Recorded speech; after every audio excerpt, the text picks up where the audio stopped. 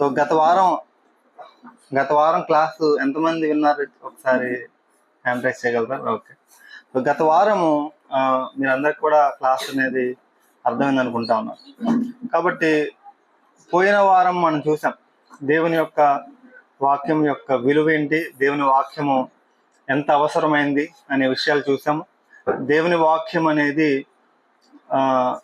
అసలు ఎలా వచ్చింది, దేవుని వాక్యానికి ఉన్నటువంటి విలువ ఏంటి, అసలు ఎందుకు మనం చదివే 66 పుస్తకాలు దేవుని వాక్యము అంటే క్యాననైజేషన్ అని చూసాం. ఆ తర్వాత మిగిలిన పుస్తకాలు ఎందుకు లేవంటే మరి 66 పుస్తకాలతో పాటు చాలా పుస్తకాలు వచ్చాయి, కానీ అవన్నీ కూడా ఇవి దైవ ప్రేరేపితమైనటువంటివి అని అవి నిర్ధారించబడలేదు ఆ క్యాననైజేషన్లో. కాబట్టి అవన్నీ కూడా దైవ లేఖనాలుగా మనము అంగీకరించలేదు. సో ఇవన్నీ మనం చూసాం. అదేవిధంగా మరి బైబిల్ అధ్యయనం చేయడంలో 3 ప్రాముఖ్యమైనటువంటి బైబిల్ అధ్యయనం చేయడానికి 3 స్టెప్స్ మనం చూసాం. ఏంటది? ఒకటి అబ్జర్వేషన్ అంటే గమనించుట.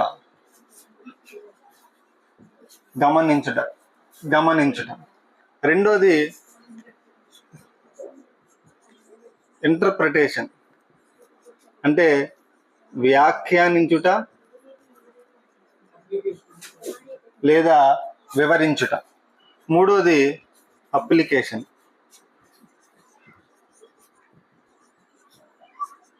అంటే అన్వయించుకునుట.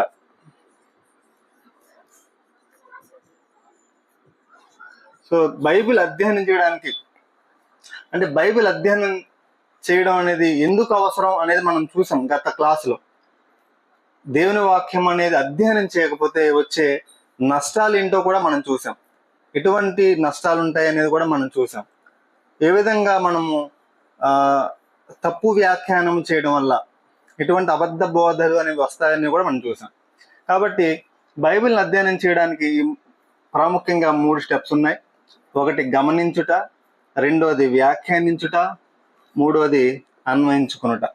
సో ఈ 3 స్టెప్స్ని మనం మీరు ఏ క్లాస్ మిస్ అయినా, సో ఈ క్లాస్ అంటే ఈ హెర్మోనటిక్స్ అనేది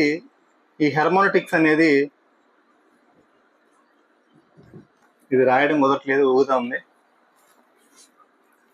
చాలా చాలా ఇంపార్టెంట్ అన్నమాట. ఎందుకంటే బైబిల్ అధ్యయనం ఎంతకాలం చేస్తాం? 1 సంవత్సరం చేస్తామా? డిగ్రీ ఎన్ని సంవత్సరాలు చదువుతాం?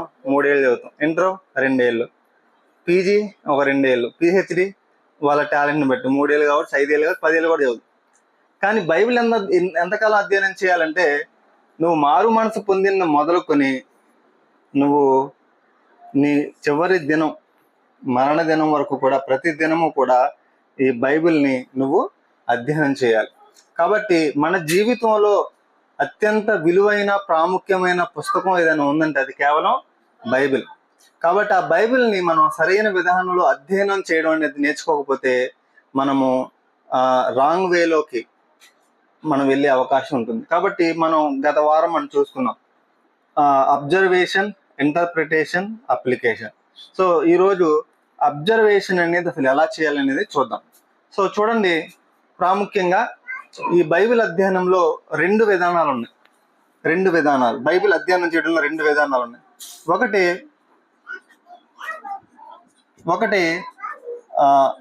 2 మెథడ్స్ అన్నమాట. ఇండక్టివ్ మెథడ్ అంటే ఆగమన పద్ధతి.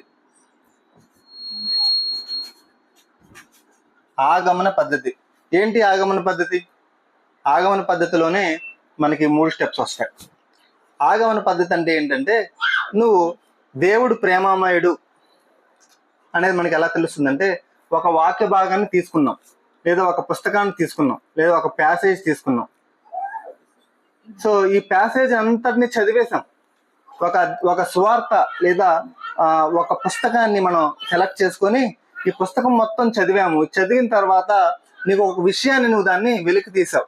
ఏమని వెలికి తీసావంటే దేవుడు ప్రేమ కలిగిన వాడు, దేవుడు ప్రేమ అయి ఉన్నాడని చెప్పి నువ్వు ఏం చేస్తావంటే ఉన్నదాన్ని పరిశోధించి ఉన్న ప్యాసేజీలో ఉన్నటువంటి అంశాన్ని, పుస్తకంలో ఉన్న అంశాన్ని పరిశీలించి బయటకు తీసావు. ఒక నీకు తెలియనటువంటి దాన్ని వెలికి తీసావు. దాన్ని ఏమంటారంటే ఇండక్టివ్ మెథడ్ అంటాం అనమాట. రెండవది డిడక్టివ్ మెథడ్ అనమాట. ఇంగ్లీష్ పదాలు వచ్చినప్పుడు ఏం కంగారు పడకండి, దానికి తెలుగు పదాలు కూడా ఉంటాయి. కొంచెం మీకు అవగాహన కోసం అవి గుర్తుండడం కోసం నేను రాస్తున్నాను. మీరేం ఇబ్బంది పడక్కర్లేదు. నేను చెప్పే ప్రతి దానికి కూడా మన దగ్గర ప్రింటెడ్ మెటీరియల్ ఉంది. మీరు అవకాశం ఉన్నంత వరకు రాసుకోండి. ఒకవేళ రాసుకోలేకపోతే మీరు చక్కగా కూర్చుని వినండి, ఇబ్బంది ఏం లేదు. మీకు సబ్జెక్ట్ అర్థం కావడమే మెయిన్ అనమాట. మీకు ఆ బుక్ తీసుకున్నప్పుడు మీరు క్రమంగా మీరు చదువుకునే అవకాశం ఉంటుంది. మన దగ్గర ప్రింటెడ్ మెటీరియల్ ఉంటుంది. ఇప్పుడు ఏదైతే మనం బుక్ చెప్తున్నామో అదంతా కూడా రాయబడి ఉంది. కాబట్టి మీరేం కంగారు పడాల్సిన అవసరం లేదు. అయితే కొన్ని విషయాలు నేను అదనంగా చెప్తున్నప్పుడు నేను చెప్తాను, అవి మీరు అర్థం చేసుకోవడానికి ప్రయత్నం చేయండి చాలు. సో ఇది డిడక్టివ్ మెథడ్ అంటే ఏంటంటే, మొట్టమొదటి ఏంటి చెప్పండి? ఇండక్టివ్ మెథడ్ అంటే ఆగమన పద్ధతి. ఆగమన పద్ధతిలో ఒక పుస్తకాన్ని తీసుకున్నావు, చదివావు, దాంట్లోంచి నీకు ఒక విషయాన్ని అర్థం చేసుకుని బయటకు తీస్తావు. ఏంటంటే ఆయన ప్రేమమయుడు, ఆయన పరిశుద్ధుడు, ఆయన సర్వశక్తిమంతుడు, ఆయన సర్వభౌమాధికారి అంటే కొన్ని అంశాలు నువ్వు బయటకు తీస్తావు. సో ఈ డిడక్టివ్ మెథడ్ అంటే ఏంటంటే, దీన్ని తెలుగులో నిగమన పద్ధతి అంటారండి. నిగమన పద్ధతి. నిగమన పద్ధతి అంటే ముందుగా నువ్వు దేవుడు ప్రేమామయుడు అయి ఉన్నాడని చెప్పి నువ్వు అనుకున్నావు. కాబట్టి ఈ ప్రేమామయుడు అన్నటువంటి ఈయన్ని, ఆ ప్రేమామయుడు అనేదాన్ని, దేవుడు ప్రేమామయుడు అనే విషయాన్ని నువ్వు నిర్ధారించడానికి అప్పుడు నువ్వేం చేస్తావు అంటే, ఒక పుస్తకం తీసుకో. బైబిల్లో ఉన్న 66 పుస్తకాల్లో ఎక్కడెక్కడ ప్రేమామయుడు, ఎక్కడ మత్తయిలో ఉందా, మార్కులో ఉందా, ఆది కాండంలో ఉందా, ఏంటి ఉండేది? దేవుడు ప్రేమామయుడై ఉన్నాడు అనే సంగతి అని నువ్వు వెతికి పరిశీలించి దాన్ని అంతటిని క్రోడీకరించి వీటన్నిటినీ నువ్వు రిఫర్ చేస్తూ, ఇదిగో ఈ 66 పుస్తకాల్లో ఉన్నటువంటి అంశాలన్నీ క్రోడీకరించి నేను చెప్తున్నాను ఏంటంటే దేవుడు ప్రేమామయుడు అని చెప్తాం. సో మొదటిది ఆగమన పద్ధతి, రెండవది నిగమన పద్ధతి. సో ఈ నిగమన పద్ధతి అనేది దీని తర్వాత నెక్స్ట్ మనం క్లాసులో చూస్తాము. ఇప్పుడు మనం చూసేటువంటి ఎక్కువ మంది, ప్రపంచంలో ఎక్కువ శాతం మంది దీన్ని ఎక్కువగా ఫాలో అవుతారనమాట. సో ఇది ఫాలో అవ్వరని కాదు, ప్రసంగాలు చేసేటప్పుడు ఎక్కువగా దీన్ని ఫాలో అవుతూ ఉంటారు. కానీ ఒక విషయము, బైబిల్లో ఉన్నటువంటి విషయము అధ్యయనం చేయడానికి వాడే పద్ధతి ఏంటంటే మొదటి పద్ధతి. బైబిల్లో ఉన్నది ఉన్నట్టుగా సరైన విధానంలో అధ్యయనం చేయాలి అంటే ఉన్నది బైబిల్లో ఉన్నదాన్ని నువ్వు వెలికి తీయడం అనేది ఏ పద్ధతి అంటే ఇండక్టివ్ మెథడ్ అన్నమాట. సో మరి చాలా మంది అబద్ధ బోధ చేసే వాళ్ళు కూడా ఏం చేస్తారంటే, వాళ్ళకు ఒక సిద్ధాంతాన్ని క్రియేట్ చేసుకుంటారు. ఆ సిద్ధాంతాన్ని నిరూపించడానికి వాళ్ళు కూడా బైబిల్లో అక్కడ వచ్చిన తీసుకొని చెప్పడం ప్రయత్నం చేస్తూ ఉంటారు. కాబట్టి అక్కడ ఈ నిగమన పద్ధతిలో వాళ్ళు ఆ పద్ధతిని ఉపయోగిస్తున్నప్పుడు అక్కడైనా మనం కన్ఫ్యూజ్ అయ్యే అవకాశం ఉంది, కానీ ఇక్కడ ఎక్కువ శాతం మనము తప్పిపోవడానికి అవకాశం ఉండదు. కాబట్టి ఈ ఫస్ట్ మెథడ్ని మనం చాలా జాగ్రత్తగా నేర్చుకోవడం అనేది చాలా ముఖ్యం అనమాట. సో ఈ ఫస్ట్ మెథడ్లో మరి మనం చెప్పినటువంటి అంశం ఏంటి చెప్పండి? 3 విషయాలు మనం చెప్పాం. ఏంటి ఆ 3 విషయాలు? బైబిల్ని మరి అధ్యయనం చేయడానికి 3 విషయాల్లో మొదటిది గమనించుట. సో ఈ గమనించుట అనే దాంట్లో ఏమేమి గమనించాలి? సో మనం గత వారం చూసాము.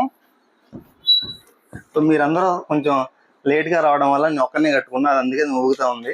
ఏమన్నా ఉంటే కొంచెం గట్టిగా కట్టే వాళ్ళని, ఏం లేదు. సో గమనించట్లో మరి ఏమి గమనించాలి? సో మీరు కొంతమంది కాంపిటేటివ్ ప్రిపేర్ అవుతూ ఉంటారు కదా. కాంపిటేటివ్ అన్న ప్రభాకర్ అన్న కొంతమంది ఉన్నారు, చాలా మంది ప్రిపేర్ అయ్యే వాళ్ళు ఉన్నారు. సో కాంపిటేటివ్ ఎగ్జామ్స్ లో ఎక్కువ కోడ్స్ క్రియేట్ చేస్తూ ఉంటారు అన్నమాట. అంటే ఏదైనా మన మైండ్ ఎలాంటిదంటే సింబాలిక్ విషయాల్ని, కోడ్ రూపంలో ఉన్న విషయాల్ని మర్చిపోదన్నమాట. సో అందుకని మీకు గుర్తుండడం కోసం కొన్ని కోడ్స్ నేను కొన్ని మీకు మర్చిపోకుండా ఉంటాను, కొన్ని క్రియేట్ చేస్తాను, మీకు అర్థమయ్యేలాగా దాన్ని వివరిస్తాను. ఏదో విచిత్రంగా ఉందని మీరు భావించకండి. ఈ కోడ్స్ మీకు బయట ఎవరు చెప్పరు, ఎందుకంటే ఇది నేను మీకు అర్థం కావడం కోసం ప్రత్యేకంగా నేను క్రియేట్ చేయడం జరిగింది. సో ఎస్బీఐ ఏఐ డబ్ల్యూఎల్ ఉంది కదా, అంటే ఇప్పుడు వరల్డ్ వైడ్ ఇది వరల్డ్ వైడ్ అనమాట. అంటే డబ్ల్యూఎల్ అంటే వరల్డ్ వైడ్గా ఫేమస్ అయినటువంటి, ఇప్పుడు ప్రాచుర్యంలోకి వచ్చినటువంటి ఒక టెక్నాలజీ ఏంటి చెప్పండి? ఏఐ. వరల్డ్ వైడ్గా మీకు ఇప్పుడు ప్రాచుర్యంలోకి వచ్చిన టెక్నాలజీ ఏఐ అనమాట. సో ఎస్బీఐ అంటే మనందరికీ తెలుసు.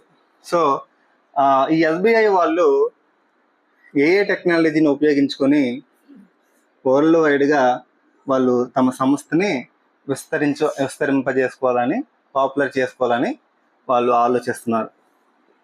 ఏం చెప్పండి? SBI AI. ఎస్బీఐ వాళ్ళు ఏఐ టెక్నాలజీ వాడుకొని వరల్డ్ వైడ్గా తమ యొక్క సంస్థని విస్తరింపజేసుకోవాలని వాళ్ళు ఆలోచిస్తున్నారు. ఇది కోడ్, గుర్తుపెట్టుకోండి. సో ఏంటి కోడ్ అంటే, మీకు ఇప్పుడు మనం అబ్జర్వేషన్ ఉంది కదా, అంటే పరిశీలన లేదా గమనించుట.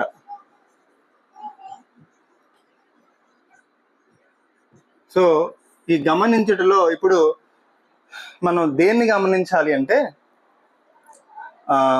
మొట్టమొదటిది ఎస్ అంటే ఏంటంటే స్ట్రక్చర్ అండి, అంటే నిర్మాణం. ఏంటండి? ఎస్ అంటే స్ట్రక్చర్. ఇది దీంతో మనకు సంబంధం లేదు, మీకు జస్ట్ ఒక గుర్తుగా ఉండడం కోసం నేను ఇది రాయడం జరిగింది. SBI AI WL and SBI వాళ్ళు ఏ టెక్నాలజీ వాడుకొని వరల్డ్ వైడ్గా తమ సంస్థను విస్తరింపజేసుకోవాలనుకుంటున్నారు. ఈ పదాలు మాత్రం మనం అబ్జర్వ్ చేస్తాం, వీటిని అబ్జర్వ్ చేస్తాం. ఇందులో కొన్ని సబ్ టాపిక్స్ వస్తాయి, సో అవి మనం పరిశీలన చేయాలి. స్ట్రక్చర్ అంటే నేను మరి గత వారం మీకు చెప్పాను. సో మనం అబ్జర్వ్ చేసేటప్పుడు ఫస్ట్ మనం అబ్జర్వ్ చేస్తున్నటువంటి స్ట్రక్చర్, దాని యొక్క నిర్మాణం ఏంటో మనము పరిశీలించాలి. మనం చెప్పాం గత వారం 5+ ఏంటండి? 5+12+5 12 5 5 12. ఏంటి 5 12 5 5 12? మొత్తం పాత నిబంధనలు ఎన్ని పుస్తకాలండి? 39 పుస్తకాలు ఉన్నాయి. 39 పుస్తకాలు ఉన్నాయి. ఈ మొదటి 5 పుస్తకాలని ధర్మశాస్త్రం అన్నారండి. తర్వాత అంటే ఆదికాండం నుంచి, తర్వాత చెప్పండి, ఆదికాండం నుంచి ద్వితీయోపదేశ కాండం వరకు ఉన్నటువంటి 5 పుస్తకాలని ఏమన్నారండి? ధర్మశాస్త్రం అన్నాం. తర్వాత మరి యెహోషువ గ్రంథం నుంచి మనం చూస్తే తర్వాత వచ్చేటువంటి పుస్తకాలని చరిత్ర పుస్తకాలు అని ఉన్నాయి, 12 ఉన్నాయి. ఆ తర్వాత వచ్చేటువంటి మరొక 5 పుస్తకాలు ఉన్నాయి. ఎక్కడి నుంచి అండి చెప్పాలి? యోబు నుంచి పరమగీత. మిమ్మల్ని ఓకే, బాగానే గుర్తుపెట్టుకున్నారు. యోబు నుంచి పరమగీతాల వరకు ఉన్నటువంటి 5 పుస్తకాలని పద్య భాగం అంటాము. అందులో జ్ఞాన గ్రంథాలు కూడా ఉంటాయి. సో ఇవి పద్య భాగం. తర్వాత వచ్చేటువంటి మరొక 5 పుస్తకాలు ఉన్నాయండి. ఏంటి 5 పుస్తకాలు? ఏంటవి? యెషయా నుంచి దానియేలు, పెద్ద ప్రవక్తల పుస్తకాలు. ఆ తర్వాత మరొక 12 పుస్తకాలు వస్తాయండి. హోషియా నుంచి మలాకి. ఈ హోషియా నుంచి మలాకి అనే పుస్తకాలు ఏంటని చెప్పండి? ప్రవక్తల పుస్తకాలు. ఈ మొత్తం కలిపితే 5 12 5 5 12 అంటే 39. ఇది పాత నిబంధన. తర్వాత మనం చూస్తే క్రొత్త నిబంధనలో మొట్టమొదటి 4 సువార్తలు అన్నారు. ఆ తర్వాత ఒక పుస్తకం ఉంది, అది అపోస్తుల కార్యాలు, అది చరిత్ర అండి. తర్వాత మరి రోమా నుంచి యోధా వరకు చూస్తే వీటిని పత్రికలు అన్నామండి. తర్వాత మరొక పుస్తకం ఉంటుంది, అది ప్రకటన గ్రంథం. దాన్ని ఏమన్నామంటే ప్రవచనము అన్నామండి. సో ఈ మొత్తం కలిపి ఏంటంటే 4 1 మధ్యలో 21 + 1 అంటే ఇవి వచ్చేసి 27 అండి. మొత్తం కలిపితే 66 పుస్తకాలండి. అంటే దీని యొక్క నిర్మాణం అనమాట, అంటే బైబిల్ యొక్క నిర్మాణం. సో ఇప్పుడు మనం మొట్టమొదటిది ఏమి గమనించాలి?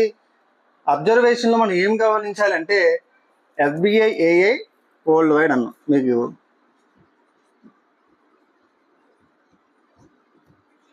ఇందులో W ఒకటి L ఒకటి మాత్రం మనం తీసుకున్నాం. సో మొట్టమొదటి స్ట్రక్చర్ అనమాట. ఈ స్ట్రక్చర్లో మనం ముందు తీసుకున్నటువంటిది ధర్మశాస్త్రమా, లేకపోతే ప్రవక్తల గ్రంథాల, లేకపోతే ప్రవచనాల, లేకపోతే చరిత్ర, లేకపోతే ఇప్పుడు మనం చదివేటువంటి పద్య భాగమా అనేది మనం ముందుగా మనకి ఒక అవగాహన ఉండాలి. ఆ తర్వాత మనం తీసుకున్నటువంటి ఆ ప్యాసేజ్, ఒక ప్యాసేజ్ మనం ఎంచుకుంటాం. చూడండి, ఇప్పుడు మత్తయి సువార్త 5వ అధ్యాయం తీసుకోండి.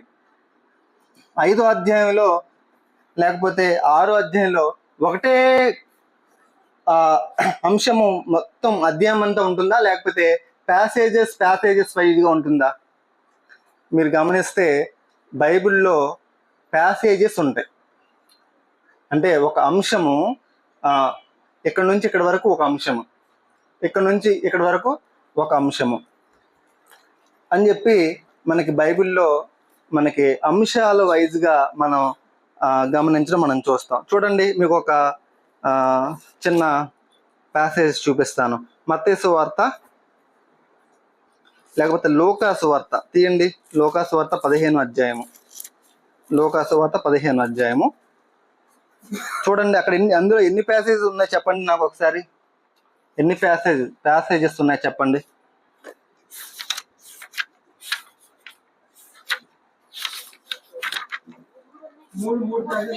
3 ప్యాసేజెస్ ఉన్నాయి. అంటే మొదటి వచనం నుంచి 7వ వచనం వరకు ఒక ప్యాసేజ్. అంటే అక్కడ ఒక అంశాన్ని గురించి మాట్లాడుతూ ఉన్నాడు. ఆ తర్వాత 8వ వచనం నుంచి 10వ వచనం అది ఒక ప్యాసేజ్. అంటే అక్కడ మరొక అంశం గురించి వివరిస్తున్నాడు. అదేవిధంగా 11వ వచనం నుంచి మరి 32వ వచనం వరకు చూస్తే వేరొక అంశం గురించి వివరిస్తున్నాడు. దీన్ని మనము దానికి సంబంధించిన థీమ్ అంటాం, లేదా అంశం అంటాం. మీరు మనకు తెలుగు బైబిల్లో కొంచెం ప్రధాన అంశాలు ఉండవు, కానీ ఇంగ్లీష్ బైబిల్లో మీరు చూస్తే ప్రతి దానికి కూడా దానిపైన ఆ ప్యాసేజ్ పైన ఆ ప్యాసేజ్ దేని గురించి ఉండిందో, దేని గురించి చెప్పబడుతుందో దానిపైనే ఉంటుందన్నమాట. ఇదిగో ఈ ప్యాసేజ్ తప్పిపోయిన కుమారుడు, ఈ ప్యాసేజ్ నాణ్యములు పోగొట్టుకున్న స్త్రీ, ఈ ప్యాసేజ్ బుద్ధి లేని కన్యకలు, బుద్ధిగల కన్యకలు. ఇదంతా ఏంటి చెప్పండి? దీన్ని మనము నిర్మాణం అంటాం. ఏంటి చెప్పండి? నిర్మాణం అంటాం. కాబట్టి మనం ఇప్పుడు మనం అబ్జర్వ్ చేయాల్సింది ఏంటంటే, అబ్జర్వేషన్లో గమనించడంలో మనము మొట్టమొదటిది ఏంటంటే స్ట్రక్చర్ అండి, నిర్మాణాన్ని గమనించాలి. సో ఇది దేని గురించి ఉంది అసలు ఆ థీమ్ మీరు ఒక అంశాన్ని మీరు ఎవరన్నా మీరు వాక్యం చెప్పమన్నారు అనుకోండి, నాకు తెలిసిన ఒక పాస్టర్ గారు వాక్యం చెప్పడానికి ఏం చేస్తారంటే, ఆయన ఇలా కళ్ళు మూసుకొని ఇలా తీస్తారనమాట. ఇలా తీసినప్పుడు మరి ఎక్కడ ఆయనకి ఆయన వేలు పెడితే ఆ వాక్యాన్ని అని చెప్పేవాళ్ళు. సో అది కరెక్టేనంటారా? సో అది కరెక్ట్ కాదు. సో ఆయనకు అంత అవగాహన లేకపోవడం వల్ల సో ఆ విధంగా ఆయన చేసి ఉండొచ్చు. కానీ మరి దేవుని వాక్యాన్ని చెప్పేవారుగా ఖచ్చితంగా మనం చాలా జాగ్రత్తగా వాక్యాన్ని ధ్యానం చేసి, అధ్యయనం చేసి, దానిలో ఉన్నటువంటి అంశాలని చాలా జాగ్రత్తగా మనము బోధించాలండి. అలా కాకుండా మన సొంత మాటలు మనం చెప్పినప్పుడు ఏమవుతుందంటే, అది ఎంత మాత్రం కూడా క్షేమాన్ని కలిగించదు. కాబట్టి మొట్టమొదటి మనం అబ్జర్వ్ చేయాల్సింది ఏంటంటే, నిర్మాణాన్ని అబ్జర్వ్ చేయాలి. ఒక ప్యాసేజ్ మనం ఎంచుకున్నాము, ఆ ప్యాసేజీలో లేదా ఒక పుస్తకాన్ని ఎంచుకున్నాము, సో లేదా ఒక అధ్యాయాన్ని ఎంచుకున్నాం. ఎంచుకున్నప్పుడు అసలు అది దేని గురించి ఉన్న థీమ్ ఏంటనేది మనకు ముందుగానే దాన్ని చదువుతున్నప్పుడు మనకు అవగాహన వస్తుందా రాదా?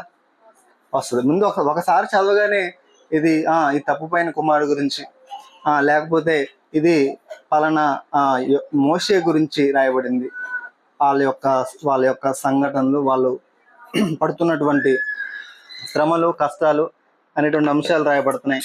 అని చెప్పి మనకి ముందుగానే అక్కడ ఒక అవగాహన అనేది వస్తుంది. సో రెండోది ఏంటి చెప్పండి? ఎస్బిఐ ఏఏడబ్ల్యూ వరల్డ్లో రెండోది ఏంటండి? బి. బి అంటే ఏంటి? ఇంటికి దేనికి సంబంధించిందండి? గమనించుట. అబ్జర్వేషన్లో మనం ఏం అబ్జర్వ్ చేయాలి అనే అంశాలు గురించి మనము మాట్లాడుతున్నాం. బైబిల్ అధ్యయనం చేయడంలో 3 స్టెప్స్ ఉన్నాయి. మొట్టమొదటి స్టెప్ అబ్జర్వేషన్ లేదా గమనించుట. సో ఈ గమనించుటలో ఉన్నటువంటి ఏమి గమనించాలి అనే అంశాలు మనము చూస్తున్నాం. మొట్టమొదటి స్ట్రక్చర్, రెండవది బ్యాక్గ్రౌండ్స్ అండి, నేపథ్యాలు. దీన్నే మనం గత వారంలో బ్యారియర్స్ అన్నాం, అంటే అవరోధాలు. ఏంటి బ్యాక్గ్రౌండ్స్ అండి? మనం గత వారం విన్నాం. ఏంటి? ఒక ప్యాసేజీని లేకపోతే ఒక పుస్తకాన్ని మనం అధ్యయనం చేయడానికి, ఇంకొక విషయం మీకు చెప్పాలి, మనం దేనిని అధ్యయనం చేయొచ్చండి? ఒక పుస్తకాన్ని కూడా అధ్యయనం చేయొచ్చు. ఒక పుస్తకం మొత్తాన్ని కూడా ఈ టూల్స్ను ఉపయోగించి, ఈ పద్ధతులను ఉపయోగించి, ఒక పుస్తకం ఆదికాండం అనుకోండి, ఆదికాండం మొత్తాన్ని ఈ యొక్క పద్ధతులను ఉపయోగించి అధ్యయనం చేయొచ్చు. లేదు ఆదికాండంలో ఒక వ్యక్తి గురించి అధ్యయనం చేయాలనుకోండి, వ్యక్తి గురించి కూడా అధ్యయనం చేయొచ్చు. లేదు ఆదికాండంలో ఒక సంఘటన గురించి అధ్యయనం చేయాలనుకోండి, సంఘటన గురించి కూడా అధ్యయనం చేయొచ్చు. లేదు ఆదికాండంలో ఒక అధ్యాయంలో ఒక ప్యాసేజీని మనం అధ్యయనం చేయాలనుకోండి, ప్యాసేజ్ని కూడా అధ్యయనం చేయొచ్చు. కాబట్టి ఏది అధ్యయనం చేయాలన్నా సరే మనం మొట్టమొదటి ఏం చేయాలి చెప్పండి? మొట్టమొదటి స్టెప్ గమనించుట. సో రెండోది మొట్టమొదటి స్ట్రక్చర్ అంటే నిర్మాణం మనము గమనించాలని మనం చూసాం.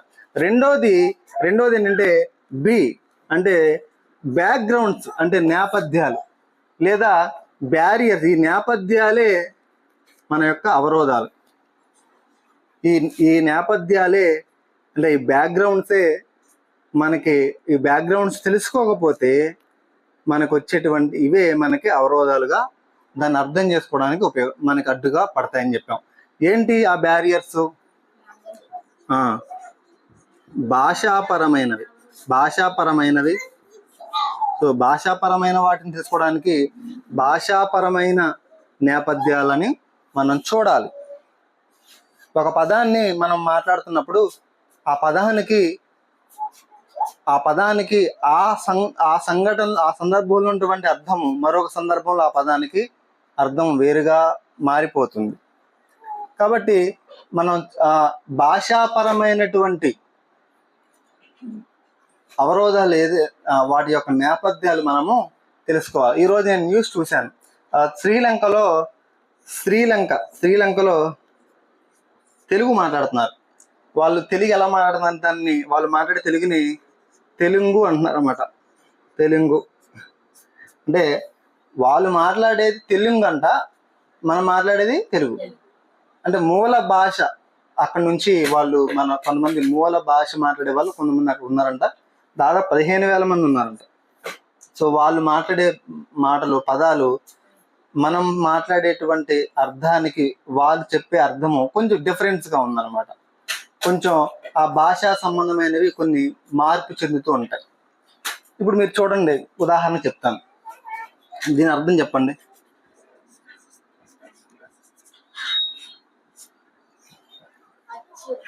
అర్థం ఏంటి? Very good.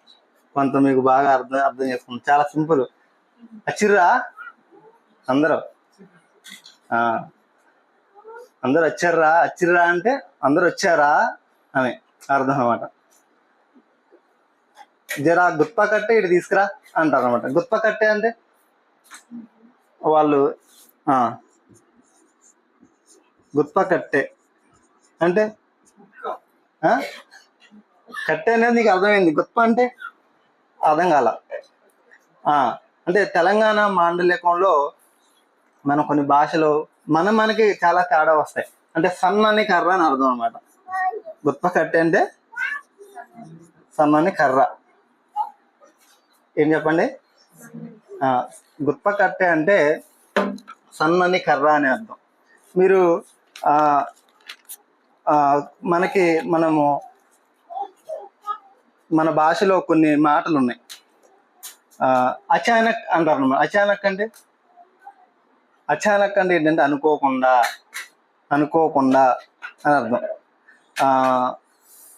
గటక తాగావా అంటారు. గటక తాగావా అంటే సజ్జ ముద్ద అని అర్థం అనమాట. మొన్న మా ఫ్రెండ్ ఒక ఆయన ఫోన్ చేసి, నెక్స్ట్ హీరింగ్ ఎప్పుడండి మీది?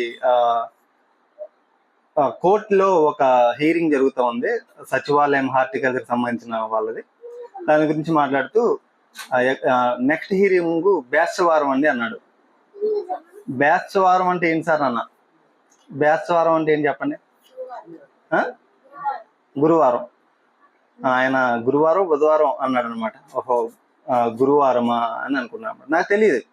అంటే చాలా పదాలు మనకి ఏమవుతాయి అంటే మాండలికాల్లో మారిపోతూ ఉంటాయి. అవి ఈ బైబిల్ మనం రాయబడింది ఎప్పుడండి? 1600 సంవత్సరాల కాల వ్యవధిలో, దాదాపు 2000 సంవత్సరాల క్రితం. మరి కొత్త నిబంధన క్రీస్తుశకం 100కి కంప్లీట్ అవుతుంది. మొత్తం బైబిల్ మొత్తం మనం చూస్తే మొదటి శతాబ్దానికి కంప్లీట్ అయింది. ఇప్పుడు మనకి ఎన్ని సంవత్సరాలు వచ్చినాయి? ఇప్పుడు మనకి 2000 సంవత్సరాల్లో ఉన్నాం. కాబట్టి అప్పుడు వాడినటువంటి పదాలు మనకి ఇప్పటి వరకు మనం తెలుసుకోవాలంటే చాలా ఏమవుతుందంటే మనకి అర్థం చేసుకోవడానికి అవరోధాలు వస్తాయి. కాబట్టి మనకి ఈ భాషాపరమైనటువంటి అవరోధాలని మనము అధిగమించడానికి మనము కొన్ని డిక్షనరీస్, కొన్ని క్రిస్టియన్ బుక్ స్టోర్స్లో దొరుకుతాయి. ఆ డిక్షనరీస్, పదకోశములు, అధ్యయన బైబిల్, కొన్ని మనకి దానికి సంబంధించిన అంశాలన్నీ కూడా అందులో మనకి దొరుకుతాయి. తర్వాత మనకి చారిత్రకపరమైనటువంటి నేపథ్యాలు తెలుసుకోవాలి. 2 అంటే ఇదంతా నేను చెప్పాను ఆల్రెడీ.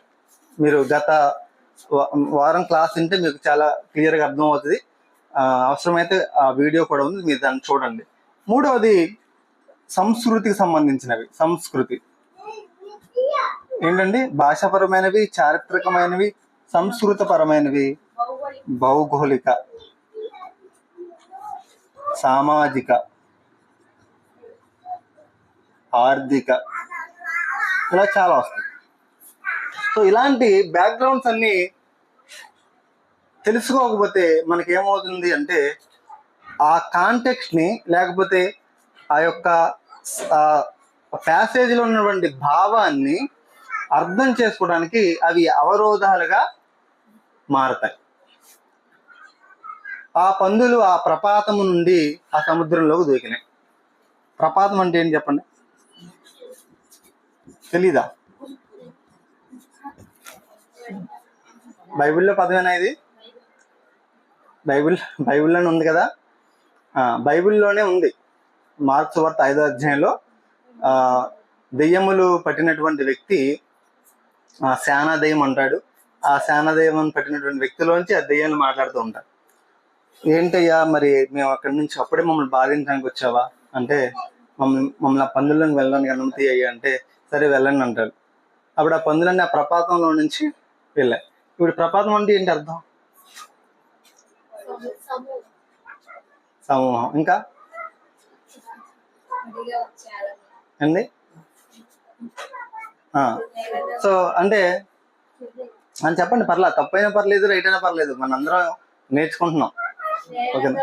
చెప్పండి బ్రదర్, చెప్తున్నారు తమ్ముడు.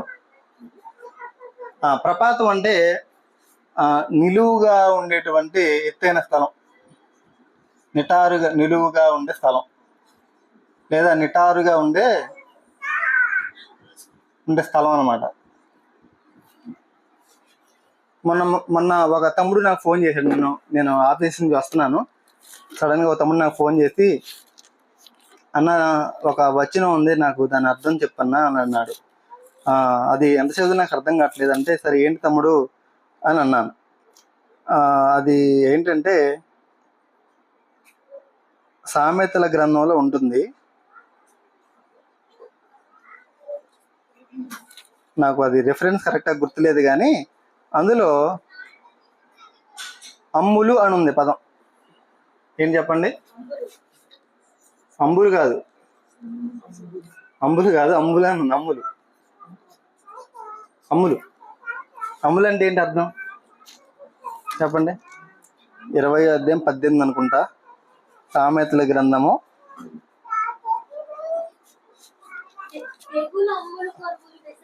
ఎన్నో రిఫరెన్స్ అమ్మా అది? 26:18 చదవండి.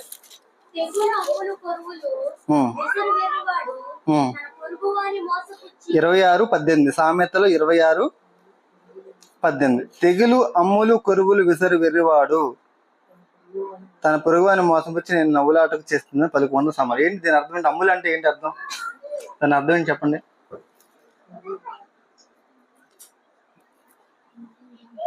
ఇప్పుడు మనం అమ్ములు అని ఎవరినంటాం? చిన్న పిల్లలు ఎవరన్నా చిన్న అమ్ములు ఇటురా అంటాం. పెద్దవాళ్ళు కూడా వాళ్ళు స్నేహభావంలో ఏంటమ్ములు, ఏంటి సంగతులు అంటారు కదా. అంటే కానీ అసలు అమ్ములు అనే పదం అక్కడ మనం చూస్తున్నప్పుడు అమ్ములు అంటే నాకు చెప్పారు, అంబులు అని అర్థం. స్టిక్స్ అనమాట. అంబులు అంటే బాణం వేసేటువంటి, బాణము మనము వేస్తాం కదండి, అంబుల పొది అంటారు కదా. అంబుల పొది అంటే ఏంటి? అంబుల పొది అంటే వెనకాల కట్టుకున్న బాక్సు, అందులో వేసినవి అంబులు. అయితే తెలుగులో మనకి తెలుగు భాషలో గ్రామర్ ఉంది.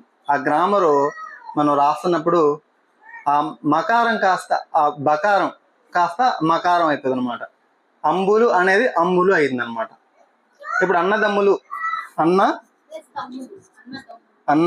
తమ్ముడు, అన్న తమ్ముడు, దీన్ని రెండు కలపాలంటే ఏం రాస్తాము? అన్న తమ్ములు అని రాయం. ఏం రాస్తామంటే అన్నదమ్ములు అని రాస్తాం. ఈ దా ఎక్కడి నుంచి వచ్చింది? ఇది గ్రామర్లో ఉన్నటువంటి ఒక స్ట్రక్చర్ అనమాట. ప్రతి భాషకి కూడా ఇలాంటి స్ట్రక్చర్స్ ఉంటాయి. సో బైబిల్ని మనం అర్థం చేసుకోవాలంటే ఇలాంటి అన్నీ కూడా మనకు అర్థం కావాలి. సో మీకు ఇలాంటి పదాలు కానీ అప్పుడు వచ్చినప్పుడు మీరు ఏం చేయాలంటే వెంటనే మీరు దాన్ని ఇంగ్లీష్లో చదవండి. మీకు ఇంగ్లీష్ బైబిల్ ఉంది కదా, ఇంగ్లీష్లో బైబిల్ చదివితే వెంటనే అక్కడ స్టిక్స్ అని రాయబదండి. స్టిక్స్ అంటే కర్రలు, లేకపోతే దానికి సంబంధించిన బాణాలు. ఇంకా మీకు ఇంగ్లీష్లో కూడా అర్థం కాకపోతే మనకి తెలుగులో ఇది గ్రాంధిక భాష అయితే మనం చదివే బైబిల్, మనకి వ్యవహారిక భాషలో బైబిల్ ఉంటుంది. వ్యవహారిక భాషలో మీకు బైబిల్ అందుబాటులో ఉంటే మీరు తీసుకోవచ్చు. లేదు మీరు ఇంకా మీరు తెలుసుకోవాలనుకుంటే మీ అందరికి ఫోన్స్ కదా, ఫోన్స్లో పాస్టర్స్ బైబిల్ అని ఉంటుందండి. ఇందులో అంటే మీరు ప్లే స్టోర్లోకి వెళ్ళి పాస్టర్స్ బైబిల్ స్టడీ అనే ఒక యాప్ ఉంటుంది. అది మీరు డౌన్లోడ్ చేసుకుంటే అక్కడ మీకు వ్యవహారిక భాషలో మీకు దానికి అర్థం తెలుస్తుంది. ఏదైనా దానికి సంబంధించినటువంటి తెలియని పదాలు వచ్చినప్పుడు అవి మీరు అర్థం చేసుకోవడానికి అవకాశం ఏర్పడుతుంది. ఎందుకంటే ఇవి మనకి అర్థం కాకపోతే మనము చాలా బోధలు తారుమారు చేసేస్తాం. ఒక ఆయన సిగరెట్ కాలుస్తున్నాడంట. సిగరెట్ కాలుస్తూ ఆయన గురించి చెప్పారంట. అడిగారు ఏమనంటే, మీరు ఇలా సిగరెట్ కాలుస్తున్నారు తప్పు కదా అంటే, తప్పేం లేదండి, బైబిల్లో ఉంది, ఆయన నాసికారంధ్రంలో నుంచి పొగ పుట్టేనని ఉంది అని చెప్పాడంట. ఏమని చెప్పాడు? ఆ నాసికారంధ్రం పొగ పుట్టింటే దేవుడి నాసికారంధ్రం నుంచే పొగ పుడితే నా నాసికారంధ్రంలో పొగ పుడితే తప్ప అని ఆయన భావం. చూసారా ఎంత తప్పుడు అర్థాలు వచ్చాయో. మరి ఆయన అట్లు చేసాను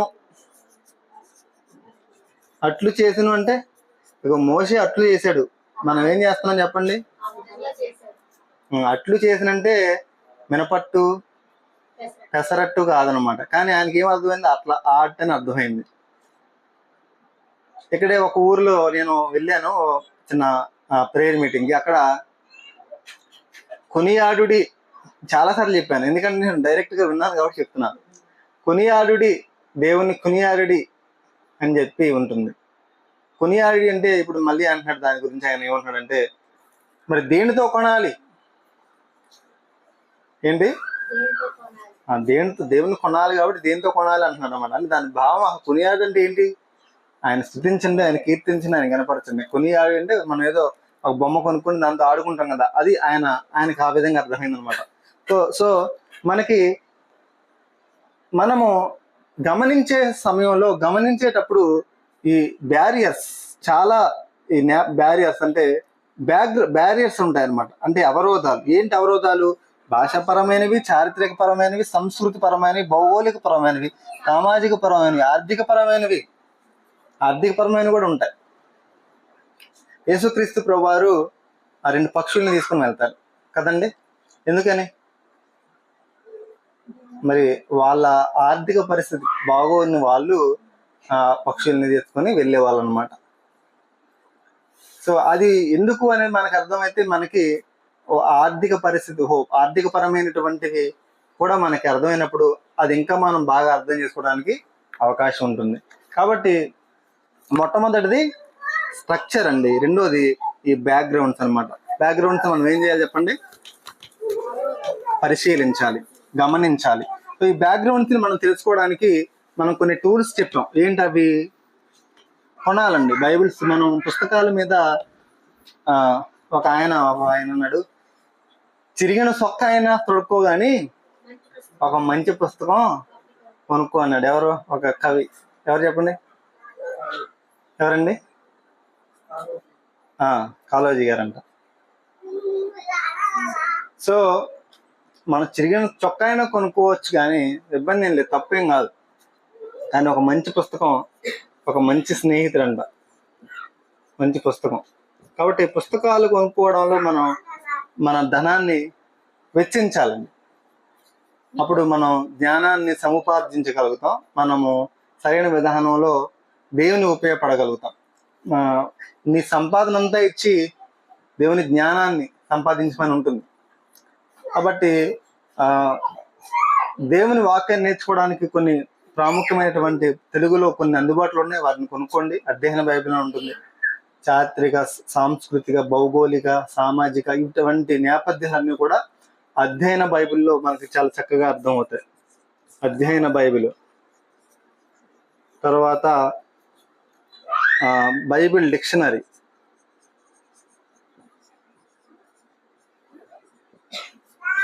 తర్వాత పదకోశము, కొన్ని కామెంటరీస్ కూడా ఉన్నాయి.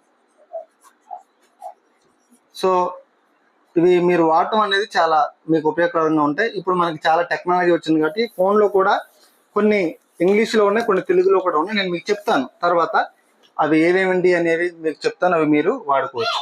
తర్వాత రెండోది అయిపోయింది. మూడోది ఏంటంటే ఐ అంటే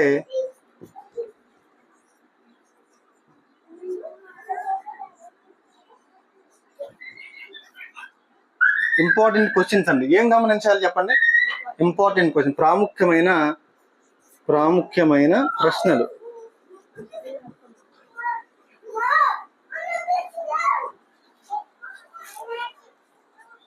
మనం ఏం గమనించాలంటే ప్రాముఖ్యమైన ప్రశ్నలు ఉన్నాయండి. ప్రాముఖ్యమైన ప్రశ్నలు ఉన్నాయి. ఏంటి ఆ ప్రశ్నలు? ఒక ప్యాసేజ్ తీసుకున్నాం. ఒక ప్యాసేజ్ మీరు చూడండి, యోహాను సువార్త 3వ అధ్యాయం 1 నుంచి 5 వచనాలు ఏముంది ఒకసారి చూడండి. ఒకసారి యోహాను సువార్త 3వ అధ్యాయం.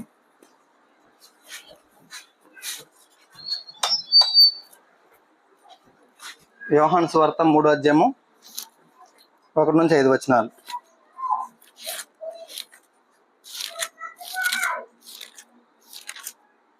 యోహాను సువార్త చదువుతారు ఎవరైనా? 3వ అధ్యాయము.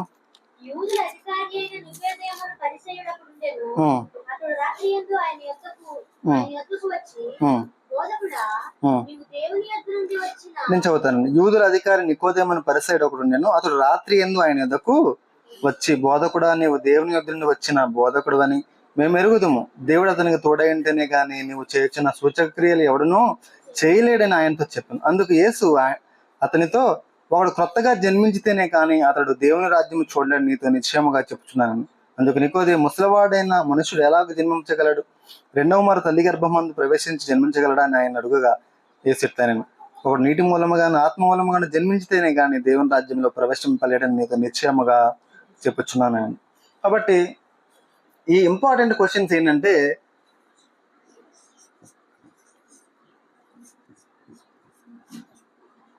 ఏంటండి 5Ws1H 5Ws1H ఏంటండి? 5Ws ఏంటంటే హూ, ఎవరు.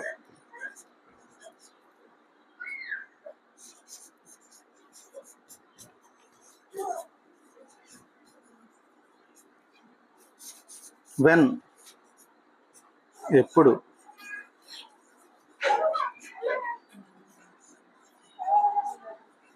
ఎక్కడ.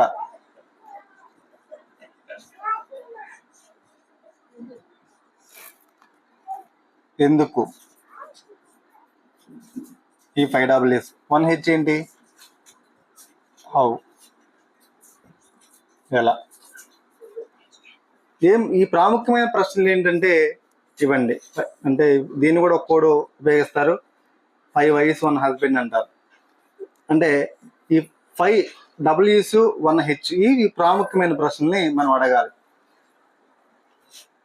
ఏంటి హూ అంటే ఎవరు. ఈ యొక్క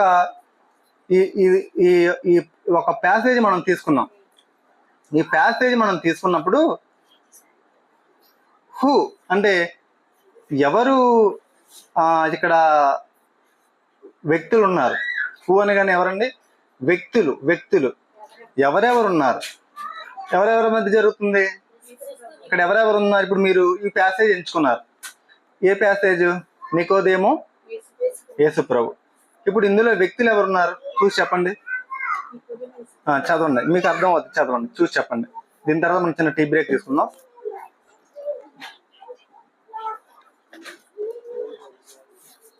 ఎవరెవరు ఉన్నారు చెప్పండి.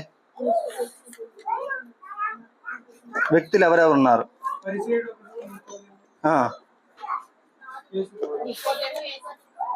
నికోదేము. ఇప్పుడు ఎవరు మాట్లాడుతున్నారు, ఎవరిని గురించి మాట్లాడుతున్నారు, ఎవరెవరు ఉన్నారు. మీరు ఏ వాక్య భాగమైనా తీసుకోండి, ఇవి ఖచ్చితంగా చాలా చాలా ప్రాముఖ్యమైనటువంటి ప్రశ్నలు అండి. మీ ప్రశ్నలు ఖచ్చితంగా మీరు వాక్యం ధ్యానించేటప్పుడు కూడా ఏదో గడగడ చదువుకుంటూ వెళ్ళిపోవడం కాదు.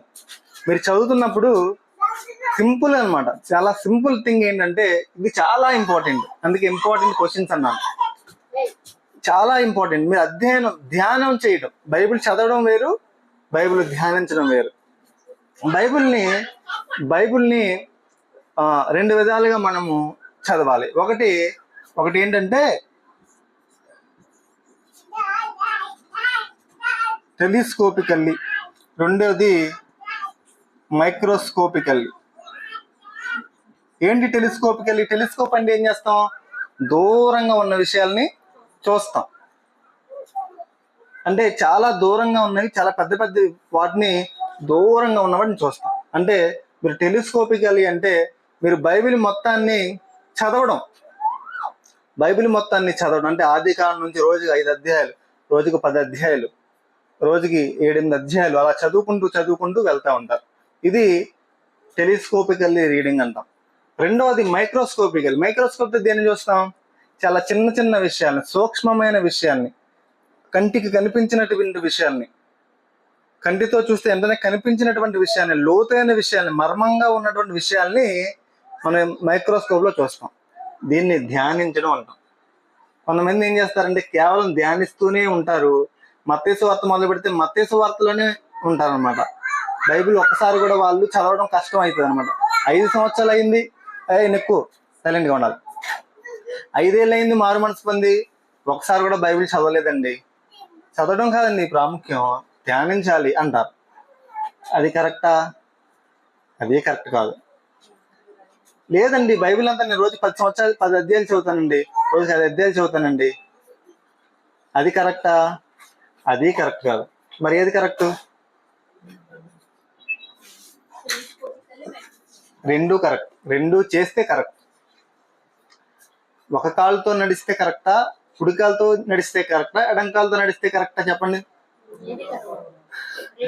చెప్పండి, ఏ కాలు కరెక్ట్? ఏ కాలుతో నడవడం కరెక్ట్? ఏది కరెక్ట్ కాదు, రెండింటితో నడిస్తే కరెక్ట్. కాబట్టి బైబిల్ని మీరు మొత్తం 1189 అధ్యాయాలు ఉంటాయండి. ఎన్ని అధ్యాయాలు ఉంటాయంటే మొత్తం 1189 అధ్యాయాలు. నేను రాసుకొని డివైడ్ చేసుకున్నాను అనమాట. మీరు రోజుకు ఒక 10 అధ్యాయాలు చదివారనుకోండి, మొత్తం 4 నెలల్లో బైబిల్ మొత్తం కంప్లీట్ అవుద్ది. రోజుకి 10 అధ్యాయాలు ఈజీగా చదవచ్చు. రోజుకి 10 అధ్యాయాలు చదివితే నెలకి 4 నెలల్లో బైబిల్ అవుద్ది. అంటే 4 నెలల్లో బైబిల్ చదివితే సంవత్సరానికి ఎన్నిసార్లు చదువుతారు? 3 సార్లు చదువుతారు. 3 సార్లు చదువుతారు. అదే రోజుకి 5 అధ్యాయాలు చదివారనుకోండి, కనీసం ఒక సంవత్సరానికి ఒకటిన్నర, అంటే ఒకసారి చదివేసి రెండోది సగం అయిపోద్ది అనమాట, రోజుకి 5 అధ్యాయాలు చదివితే. కాబట్టి మనం మ్యాక్సిమం అలా చదవడాన్ని మనం టెలిస్కోపికల్లీ రీడింగ్ అంటాం. అంటే అలా చదవడం ద్వారా ఏం జరుగుతుందంటే బైబిల్లో ఉన్న ప్రతి అంశము కూడా, ప్రతి పరిస్థితి కూడా మనకి ఒక అవగాహన అనేది ఏర్పడుతుంది. బైబిల్లో ఉన్నటువంటి విషయాలు మనకు అర్థమవుతాయి. అదేవిధంగా బైబిల్ని మైక్రోస్కోపికల్లీ చదవాలి. మైక్రోస్కోపికల్లీ అంటే అర్థం ఏంటంటే ధ్యానించడం. కీర్తన గ్రంథం 1వ అధ్యాయంలో మనకు కనిపిస్తుంది కదండి. ఏంటి 1వ అధ్యాయంలో? యెహోవా ధర్మశాస్త్రం ఆనందించి దివారాత్రం దాన్ని ధ్యానించువాడు ధన్యుడు. అంటే ధ్యానించడం అనేది ఎలా అంటే ఇలాగే. ఇప్పుడు నేను అక్కడికే వస్తున్నాను. సో ఈ ధ్యానించడానికి మీరు ఇదంతా మీరు దీని ప్రకారం అంతటిని మీరు యూజ్ చేసి ఉపయోగించుకొని దాన్ని ధ్యానించాలి. కాబట్టి మనకి ఒకేసారి కొన్ని సందర్భాల్లో పుస్తకాలు ఇవన్నీ అందుబాటులో లేనప్పుడు మనం సింపుల్గా మనం ఎలా ధ్యానం చేయాలి అంటే ఈ ప్రశ్నలు వేయడం ద్వారా. ఏం చెప్పండి? ప్రశ్నలు వేయడం. ఒక అధ్యాయాన్ని మీరు చదువుతున్నప్పుడు అక్కడికక్కడే మీరు ధ్యానం చేయొచ్చు. అక్కడికక్కడ మెడిటేట్ చేయండి. ఏంటి మెడిటేషన్? హూ అంటే ఎవరెవరు ఉన్నారు ఇక్కడ, వ్యక్తులు ఎవరెవరు ఉన్నారు, ఈ ప్రశ్న అడగాలి. హూ అనగానే ఎవరితో మాట్లాడుతున్నారు, ఎవరిని గురించి మాట్లాడుతున్నారు, ఎవరెవరు ఉన్నారు? నికోదేము ఉన్నారు, యేసుక్రీస్తు ఉన్నారు. ఓకే. తర్వాత రెండోది ఏంటంటే వేర్, అంటే ఎక్కడంటే స్థలం అనమాట, ప్రదేశం. ఎక్కడ మాట్లాడుతున్నారండి? చెప్పండి. ఆ అధ్యాయంలో మీరు చూడండి, ఎక్కడ మాట్లాడుతున్నారు చెప్పండి. రాత్రి యందు ఆయన యొద్దకు వచ్చి బోధకుడా. మీరు ఎక్కడ మాట్లాడుతున్నారో తెలియండి. దాని పైన మీరు ఎక్కడ అనేది మనం చూస్తే 2వ అధ్యాయము 1వ వచనం చూస్తే 3వ దినమున గలిలయలోని కానాను ఊరిలో ఒక వివాహము జరుగుచుండెను. సో మనం ప్రాథమికంగా అక్కడ కానాలో ఆ ఊర్లో ఉన్నాడు అనేది మనం ప్రాథమికంగా అర్థం చేసుకోవచ్చు. మీరు ఇంకా ముందుకు వచ్చి ఆ అధ్యాయం అంతా చదవాలి. ఇప్పుడు కానాలో ఉండడం నేను చెప్పట్లేదు, కానీ ఇప్పుడు అక్కడ కానా అంటే ఎక్కడ అనే దానికి మీరు ఎతకాలి. ఎక్కడ అనేది ఎతికినప్పుడు కానా అనే ఊరు ఉంది. ఓహో, కానా అయి ఉంటుందా? అయి ఉండొచ్చు. ఇంకా మీరు ముందుకెళ్ళాలి. ఇలా ముందుకెళ్తున్నప్పుడు 2వ అధ్యాయం అంతా చదువుతున్నప్పుడు కానాలో మొదటి సూచక్రియ చేసాను. ఆ తర్వాత మీరు ఇంకా కొంచెం ముందుకు వచ్చినప్పుడు 13వ వచనం, యూదుల పస్కా పండుగ సమీపింపగా యేసు యెరూషలేముకు వెళ్ళి, ఇప్పుడు కానాలో ఉన్నాడు, యెరూషలేం ఉన్నాడా? ఇప్పుడు యెరూషలేములో ఉన్నాడు. అక్కడ నుంచి మరి ముందుకు చదువుకుంటూ వస్తే అలా మీరు చదువుతున్నప్పుడు ఆయన ఎక్కడ ఉన్నాడు అనేది కూడా మనకి అర్థమవుతుంది. ప్లీజ్, ఆయన ఎక్కడున్నాడు, మీరు ఎక్కడున్నాడు అనే అంశము అవసరమా? అవసరమే. నన్ను గురించి వీళ్ళు ఏమనుకుంటున్నారు అని ఒక చోట యేసుక్రీస్తు ప్రభు అడుగుతారు కదండి. హైసరా ప్రాంతంలో అడుగుతారు. అక్కడ ఉన్నటువంటి ఆయన అడిగినటువంటి ఎలాంటి ప్లేస్లో అంటే రోమా చక్రవర్తి దేవుడుగా విగ్రహాలు పెట్టుకొని అక్కడ ఆయనే దేవుడు, అంటే ఆయనకే నమస్కరించాలి. కైసరయ్య అనేటువంటి ఒక ఆ ప్రాంతంలో ఆ రాజు పేరు మీద, చక్రవర్తి పేరు మీద ఆ ఊరు అనేది ఏర్పడింది. అక్కడ వేరే వ్యక్తిని వాళ్ళు గణపరచకూడదు. అలాంటి ప్రాంతంలో కూర్చొని నా గురించి ఏమనుకుంటున్నారు అని అడిగితే, నువ్వు క్రీస్తువి, నీవే మా బోధకుడివి, మా రక్షకుడివి అని చెప్పి పేతురు మాట్లాడడం చూస్తాం. అంటే ఆ ప్లేస్లో ఆ ప్లేస్ని మనం చూస్తున్నప్పుడు అలాంటి ప్రశ్న అక్కడ అడిగాడు అంటే అది ఎంత ప్రాముఖ్యమైనది, ఎంత ధైర్యం ఆయన ప్రశ్న అడగడానికి. కారణం ఏంటి? ఆయనకు ఆ ధైర్యం ఎలా వచ్చింది? ఆయన దేవుడు కాబట్టి, ఆయన నిజంగా క్రీస్తు కాబట్టి. సో ఇలాంటి అంశాలు ఆయన ఎక్కడ జరిగింది, ఎక్కడ ఈ అంశం జరిగింది అనే విషయాన్ని మనం అడగడానికి వేసే ప్రశ్న ఏంటంటే వేర్, ఎక్కడ జరిగింది, వేర్ అనే ప్రశ్నని మనం సంధించాలి. మూడోది వెన్, అంటే ఎప్పుడు జరిగింది. ఎప్పుడు జరిగింది ఇప్పుడు? సో మూడోది ఏంటి చెప్పండి? మూడోది ఇంపార్టెంట్ క్వశ్చన్స్ అన్నమాట. ఇంపార్టెంట్ క్వశ్చన్స్ ని మనము చూస్తున్నాము. సో ఏదైనా సరే మనము ఒక వాక్య భాగాన్ని సింపుల్ గా ధ్యానం చేయడం, టెలిస్కోపికల్లీ అంటే చదవడం అని చూసాం, చదవాలి. మైక్రోస్కోపికల్లీ అంటే ధ్యానిస్తూ చదవాలి. ధ్యానిస్తూ చదవడం అనే దాంట్లో మనము ఎలా ధ్యానించాలి చాలా మందికి తెలియదు. ధ్యానించడం అంటే చాలా మంది ఆ ధ్యానం అంటే మనకున్నటువంటి అర్థం వేరు భారతదేశంలో కదండి. ధ్యానం అంటే కళ్ళు మూసుకొని మనం కూర్చుంటే ధ్యానం అని మన భారతదేశంలో ఉన్నటువంటి కల్చర్ ప్రకారం ధ్యానం అంటే దానికి ఆ విధమైన అర్థం ఎక్కువ మందికి అర్థమవుతుంది బయట ఉన్న వాళ్ళకి. కానీ దేవుని వాక్యాన్ని ధ్యానించడం అనే దాంట్లో ఎలా ధ్యానించాలి? సింపుల్గా ఏంటంటే ఈ ప్రశ్నని మీరు వేస్తూ ధ్యానించాలి. ఏంటి ఆ ప్రశ్నలు? 5 W క్వశ్చన్స్ అనమాట, ఒక హెచ్ అనే క్వశ్చన్ అనమాట. ఏంటి 5 W క్వశ్చన్స్ అంటే, WH క్వశ్చన్స్ అంటే హూ అంటే ఎవరు, వేర్ అంటే ఆ ప్రదేశం అనేది ఎక్కడ జరిగింది అంటే, తర్వాత వాట్ అంటే ఏంటి, అక్కడ జరుగుతున్న విషయం ఏంటి చెప్పండి, అక్కడ జరుగుతున్న విషయం ఏంటి. మన ఇక్కడ ఈ నికోదేము యేసుక్రీస్తు ప్రభువారు సందర్భం జరుగుతున్నప్పుడు అక్కడ జరుగుతున్న విషయం ఏంటి అని మీరు ప్రశ్నించినప్పుడు దానికి ఆన్సర్ ఎవరు చెప్తారు? చెప్పండి. దానికి ఆన్సర్ మీరే చెప్పాలి, మీ మనసుతో మీరే చెప్తారు. మీరు క్వశ్చన్ వేసేది మీరే, దానికి ఆన్సర్ ఇచ్చేది కూడా మీరే. అప్పుడు మీరు ఆన్సర్ ఇవ్వడానికి ప్రయత్నం చేసినప్పుడు దానికి సమాధానము వస్తుంది. దాన్ని ధ్యానించడం అంటన్నమాట. సో ఆ తర్వాత అసలు ఎందుకు జరుగుతుంది, ఇక్కడ ఉద్దేశం ఏంటి, ఆ తర్వాత హౌ అంటే ఎలా జరుగుతుంది, ఏ విధానంలో జరుగుతుంది, ఏంటి జరిగేది, అక్కడ సంఘటన లేకపోతే అక్కడ జరుగుతున్న సంభాషణ, వారిద్దరి మధ్య జరిగే సంభాషణ ఏ విధంగా జరుగుతుంది.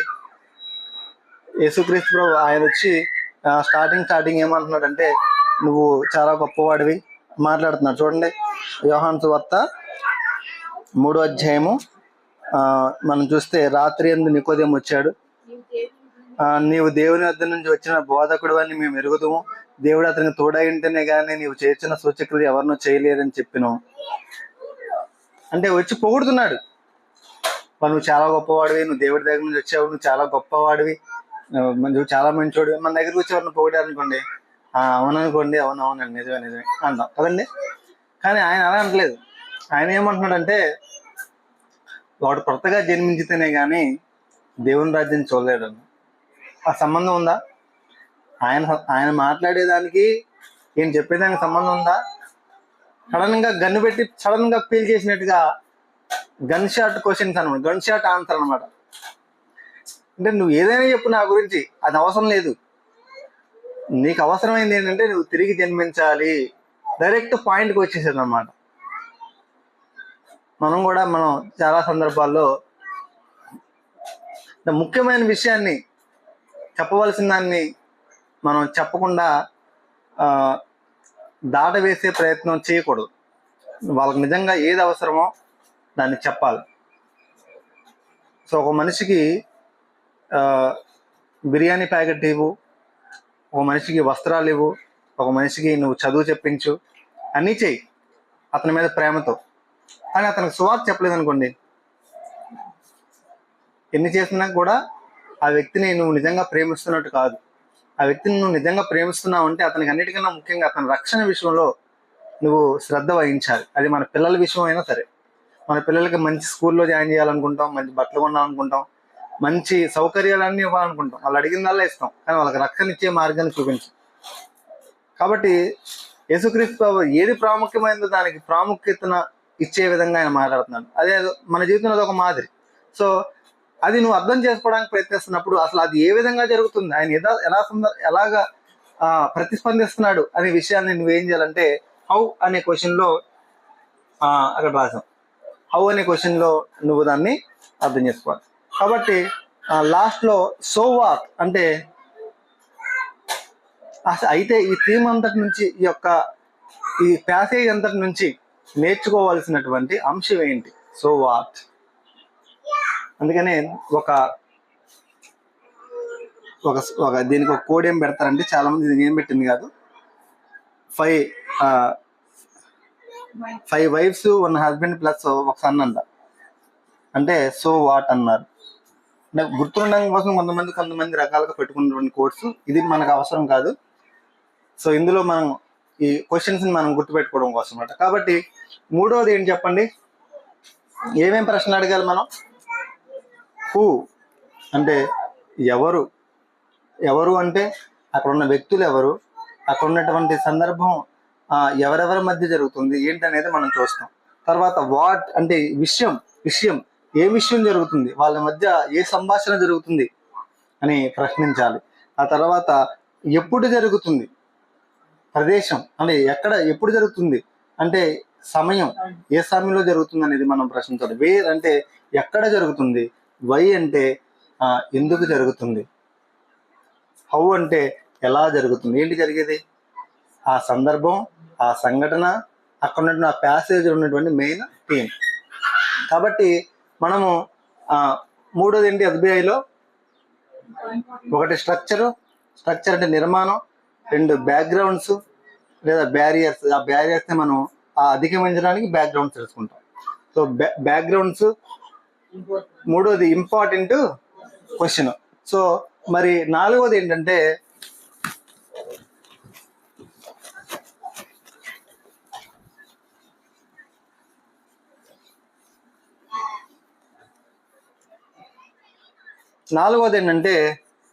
ఏ అంటే అట్మాస్ఫియర్ అండి. సో అట్మాస్ఫియర్ అంటే వాతావరణం. అట్మాస్ఫియర్ అంటే వాతావరణం. సో మీకు ఏంటి అసలు అట్మాస్ఫియర్ అంటే అర్థం ఏంటి అంటే, వాతావరణం అంటే ఏంటి, మనం వాతావరణాన్ని ఎట్లా చూస్తాము? ఏంటి వాతావరణం అంటే? వాతావరణం అంటే చల్లగా ఉందా, వేడిగా ఉందా, ఇక్కడ ఉన్నటువంటి వాతావరణం అది కాదండి. ఏంటి వాతావరణం అంటే మీరు చూడండి, మార్కు సువార్తలో ఒక సంఘటన జరుగుతుంది కదండి. మార్కు సువార్తలో 4వ అధ్యాయం చివరి వచనాల్లో మీరు ఒకసారి ఓపెన్ చేస్తారా? మార్కు సువార్త 4వ అధ్యాయము 35 నుంచి 41 వచనాలు చదవండి. అక్కడ ఏం జరుగుతుందంటే, యేసుక్రీస్తు ప్రభువు అద్దరికి వెళ్దామని అన్నారు. వాళ్ళందరూ కూడా బయలుదేరి పడవెక్కారు. కొంత దూరం ప్రయాణం చేసిన తర్వాత ఏం జరిగిందంటే, మధ్యలో భయంకరమైన తుఫాన్ వచ్చింది. ఆ గేట్ వేసింది బ్రో, జాగ్రత్త, పిల్లలు బయటకు వెళ్తారు. మధ్యలో భయంకరమైన తుఫాన్ వచ్చింది. ఆ తుఫాన్ వచ్చినప్పుడు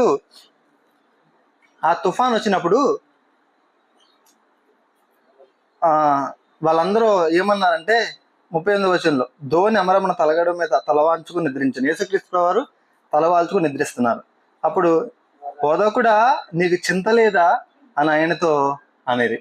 తర్వాత అందుకైన గాలిని సముద్రమును గద్దించి అది మిక్కిలి అణిగి నిమ్మలమైన గద్దించగా సముద్రంతో నిశ్శబ్దం ఊరుకున్నామని సముద్రంతో చెప్పగా గాలి అణిగి మిక్కిలి నిమ్మలమాయన. అప్పుడు ఆయన, మీరు ఎందుకు భయపడుచున్నారు, మీకు ఇంకా నువ్వు నమ్మిక లేక ఉన్నారా అని అడుగుతున్నాడు. అంటే ఇక్కడ వాతావరణం ఎలా ఉంది? ఇక్కడ వాతావరణం ఏంటంటే భయం. అక్కడ జరుగుతున్న సంఘటన, అక్కడ జరుగుతున్న సందర్భం, ఆ సంఘటనలో వాళ్ళ వాళ్ళ సిచ్యువేషన్ ఎట్లా ఉంది, వాళ్ళ అక్కడ ఉన్నటువంటి వాతావరణం, వాళ్ళు సముద్రం ఉప్పొంగిపోతున్నప్పుడు, సముద్రం పొంగి అంటే తుఫాను లెగిచ్చి వాళ్ళ మీద పడుతున్నప్పుడు ప్రశాంతంగా సాయంకాలం టీ తాగుతూ కుర్చీలో కూర్చొని మనం కబుర్లు చెప్తూ, అప్పుడు మనం ఇష్టమైన ఫ్రెండ్కి ఫోన్ చేస్తాం, ఏంటి ఎలా ఉన్నావు అంటాం కదా. అలాంటి సందర్భమా? అలాంటి వాతావరణమా? కాదు కదండి. ఎక్కడ మన ప్రాణం పోతుందో, ఎక్కడ బ్రతుకుతామో, చచ్చిపోతామో, ప్రాణంతో రేపు దినం చూస్తామో చూడమో, అనవసరంగా మరి ఇక్కడికి వచ్చాము, ఈయన వెంబడించడానికి వచ్చాము, యేసుక్రీస్తు ప్రభు వారిని అనవసరంగా ఆ వలలు విడిచిపెట్టాము, ఆ దోణిలు విడిచిపెట్టాము, ఇంటి దగ్గర మా ఆవిడ ఏం చేస్తుందో, మా పిల్లలు ఏం చేస్తున్నారో కదా. సో వాళ్ళ ఆలోచన విధానం అంతా కూడా ఆ విధంగా మారిపోతూ ఉంటుంది. అంటే అక్కడ ఉన్నటువంటి వాతావరణం అది మనము గమనించాలి. సో మార్కు సువార్త 16 అధ్యాయం 9 నుంచి 14 వరకు చూస్తే, అక్కడ మీరు చూడండి 16 అధ్యాయంలో అదే మార్కు సువార్త 16 నుంచి 4 వరకు మీరు చదివితే, 16 అధ్యాయం 9 నుంచి 4 వరకు, 9 నుంచి 4 వరకు. ఆదివారం తెల్లవారినప్పుడు యేసు లేచి తాను 7 దెయ్యములను వెళ్ళగొట్టిన మగ్దలేనే మరియకు మొదట కనబడెను. ఆమె వెళ్ళి ఆ సంగతి వారికి తెలియజేసెను గాని ఆయన బ్రతికి ఉన్నాడని, ఆమెకు కనబడని కానీ వారు విని నమ్మకపోయేది. ఇక్కడ ఇంకా కొంతమందికి ఆ మాటలు చెప్పుకుంటూ వెళ్తున్నారు. అక్కడ ఉన్నటువంటి వాతావరణం ఏంటి? అక్కడ ఉన్న వాతావరణం ఏంటంటే చెప్పండి. అక్కడ ఉన్న వాతావరణం సందేహం. అంటే ఈయన యేసుక్రీస్తు లేచాడా ఇంతకే, ఇదేమన్నా మన భ్రమ అని వాళ్ళ యొక్క సిచ్యువేషన్ అన్నమాట. అంటే అక్కడ ఆ కాంటెక్స్ట్ మనం చదువుతున్నప్పుడు అది ఏ వాతావరణంలో ఉంది అనే అంశాన్ని మనము గుర్తించాలి. ఇప్పుడు మీరు చూడండి, మా ఊర్లో ఒక ఆచారం ఉంది. అంటే కొన్ని కమ్యూనిటీస్ మధ్య వాళ్ళ దూరపు చుట్టాలు ఎవరైనా వచ్చారనుకోండి, వాళ్ళ దూరపు చుట్టాలు చాలా రోజుల తర్వాత వచ్చారనుకోండి, వాళ్ళు ఒకరి మీద ఒకరు పడి హగ్ చేసుకొని, ఒక వ్యక్తి చనిపోతే ఎలా ఏడుస్తారో అలా ఏడుస్తారు. అది వాళ్ళకు ఉన్నటువంటి కల్చర్. అంటే వాళ్ళు ఎందుకు ఏడుస్తున్నారు? అక్కడ ఉన్న వాతావరణం ఏంటి? ఎలా ఏడుస్తారంటే మనిషి చనిపోతే ఎలా ఏడుస్తారు, అదే ఏడుపు మనిషి చనిపోయినప్పుడు కూడా ఏడుస్తారు. రెండు చోట్ల క్రై ఒకలాగా ఉంటుంది, రెండు చోట్ల ఏడుపు ఒకలాగా ఉంటుంది, కానీ వాతావరణం వేరు. ఇక్కడున్న వాతావరణం దుఃఖం, ఇక్కడున్న వాతావరణం ఇంకో చోట వాతావరణం, స్నేహితులు బంధువులు వచ్చినప్పుడు వాతావరణం ఏంటంటే ఆనందం. అంటే ఆనంద బాష్పాలు అంటాం మనం. అంటే బాగా ఆనందం వచ్చినప్పుడు మనకు కూడా ఆనంద బాష్పాలు వస్తూ ఉంటాయి. అంటే అక్కడ కన్నీరు కార్చిన అనే పదం చూడగానే కన్నీరు అంటే దుఃఖమని అనుకోకూడదు. ఇప్పుడు అక్కడున్న వాతావరణాన్ని మనము పరిశీలించాలి. మీరు ఆట అనే పదం ఉందనుకోండి, ఈ ఆట అనే పదము ఆ వాతావరణం, ఆ సందర్భాన్ని బట్టి రకరకాలుగా మారుతుంది. ఇప్పుడు క్రీడల్లో వాడతారా ఈ పదాన్ని? తర్వాత రాజకీయాల్లో వాడతారా? రాజకీయంలో కూడా ఈ పదాన్ని వాడతారు. ఆ తర్వాత ఇంకెక్కడ వాడతారు?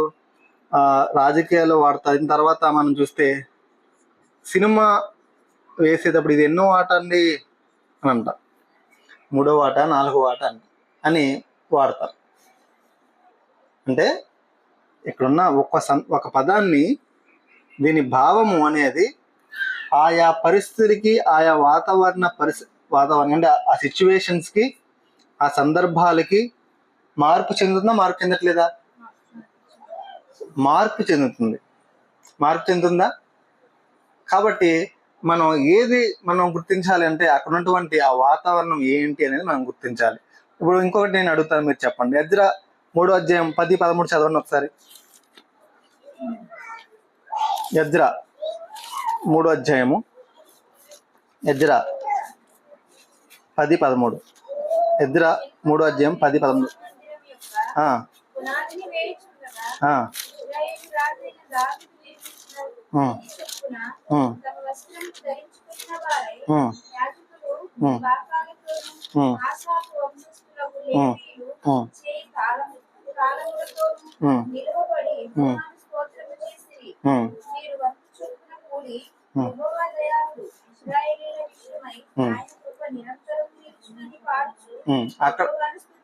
అక్కడ ఉన్నటువంటి అట్మాస్ఫియర్ ఏంటి చెప్పండి?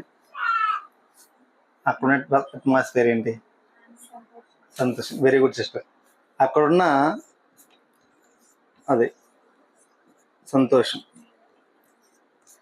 అక్కడున్న వాతావరణం ఏంటంటే సంతోషం. సో మీకు వచ్చేసింది అబ్జర్వ్ చేయడం. సో మీరు అలాగా మీరు ఆ అట్మాస్ఫియర్ని 150 కీర్తన, ఈ లాస్ట్ కీర్తన ఏంటి చెప్పండి? అక్కడ ఉన్న అట్మాస్ఫియర్ ఏంటి? 150వ కీర్తన స్తుతి. 150వ కీర్తన ఏముంటుంది లాస్ట్లో? స్తుతి, కృతజ్ఞత. అదే మరి లూకాసు వార్త 8వ అధ్యాయం 49-52 వచనాల వరకు మీరు చూస్తే అక్కడ ఏం కనిపిస్తుంది చూడండి. లూకాసు వార్త 8వ అధ్యాయం 49-52 వచనాలు. అక్కడ ఉన్నటువంటి సందర్భం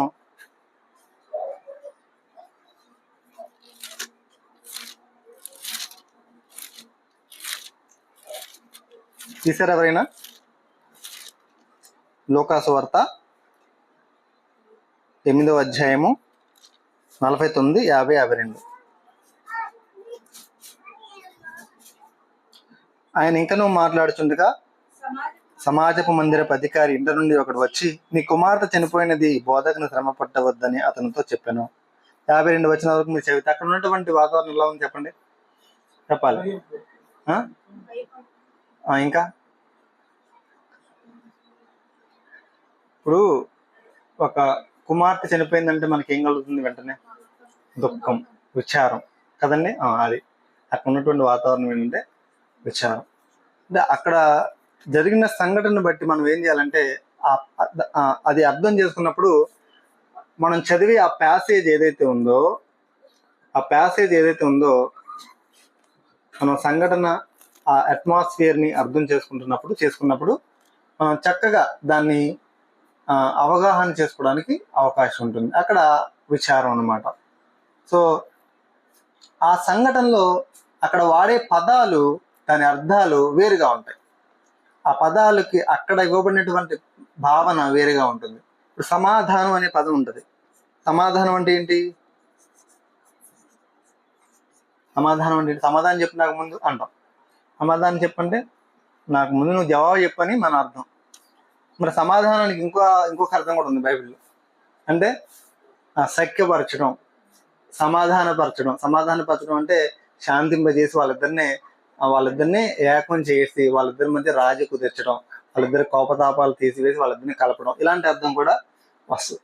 కాబట్టి ఇవన్నీ మనం అర్థం చేసుకోవాలంటే మనము ఏం చూడాలండి? అట్మాస్ఫియర్ అనేది చూడాలి. సో ఎన్ని అయినాయండి? 4 అయినాయి. సో ఇంకా 5వది ఏంటంటే ఇమాజినేషన్ అండి. ఏం చెప్పండి?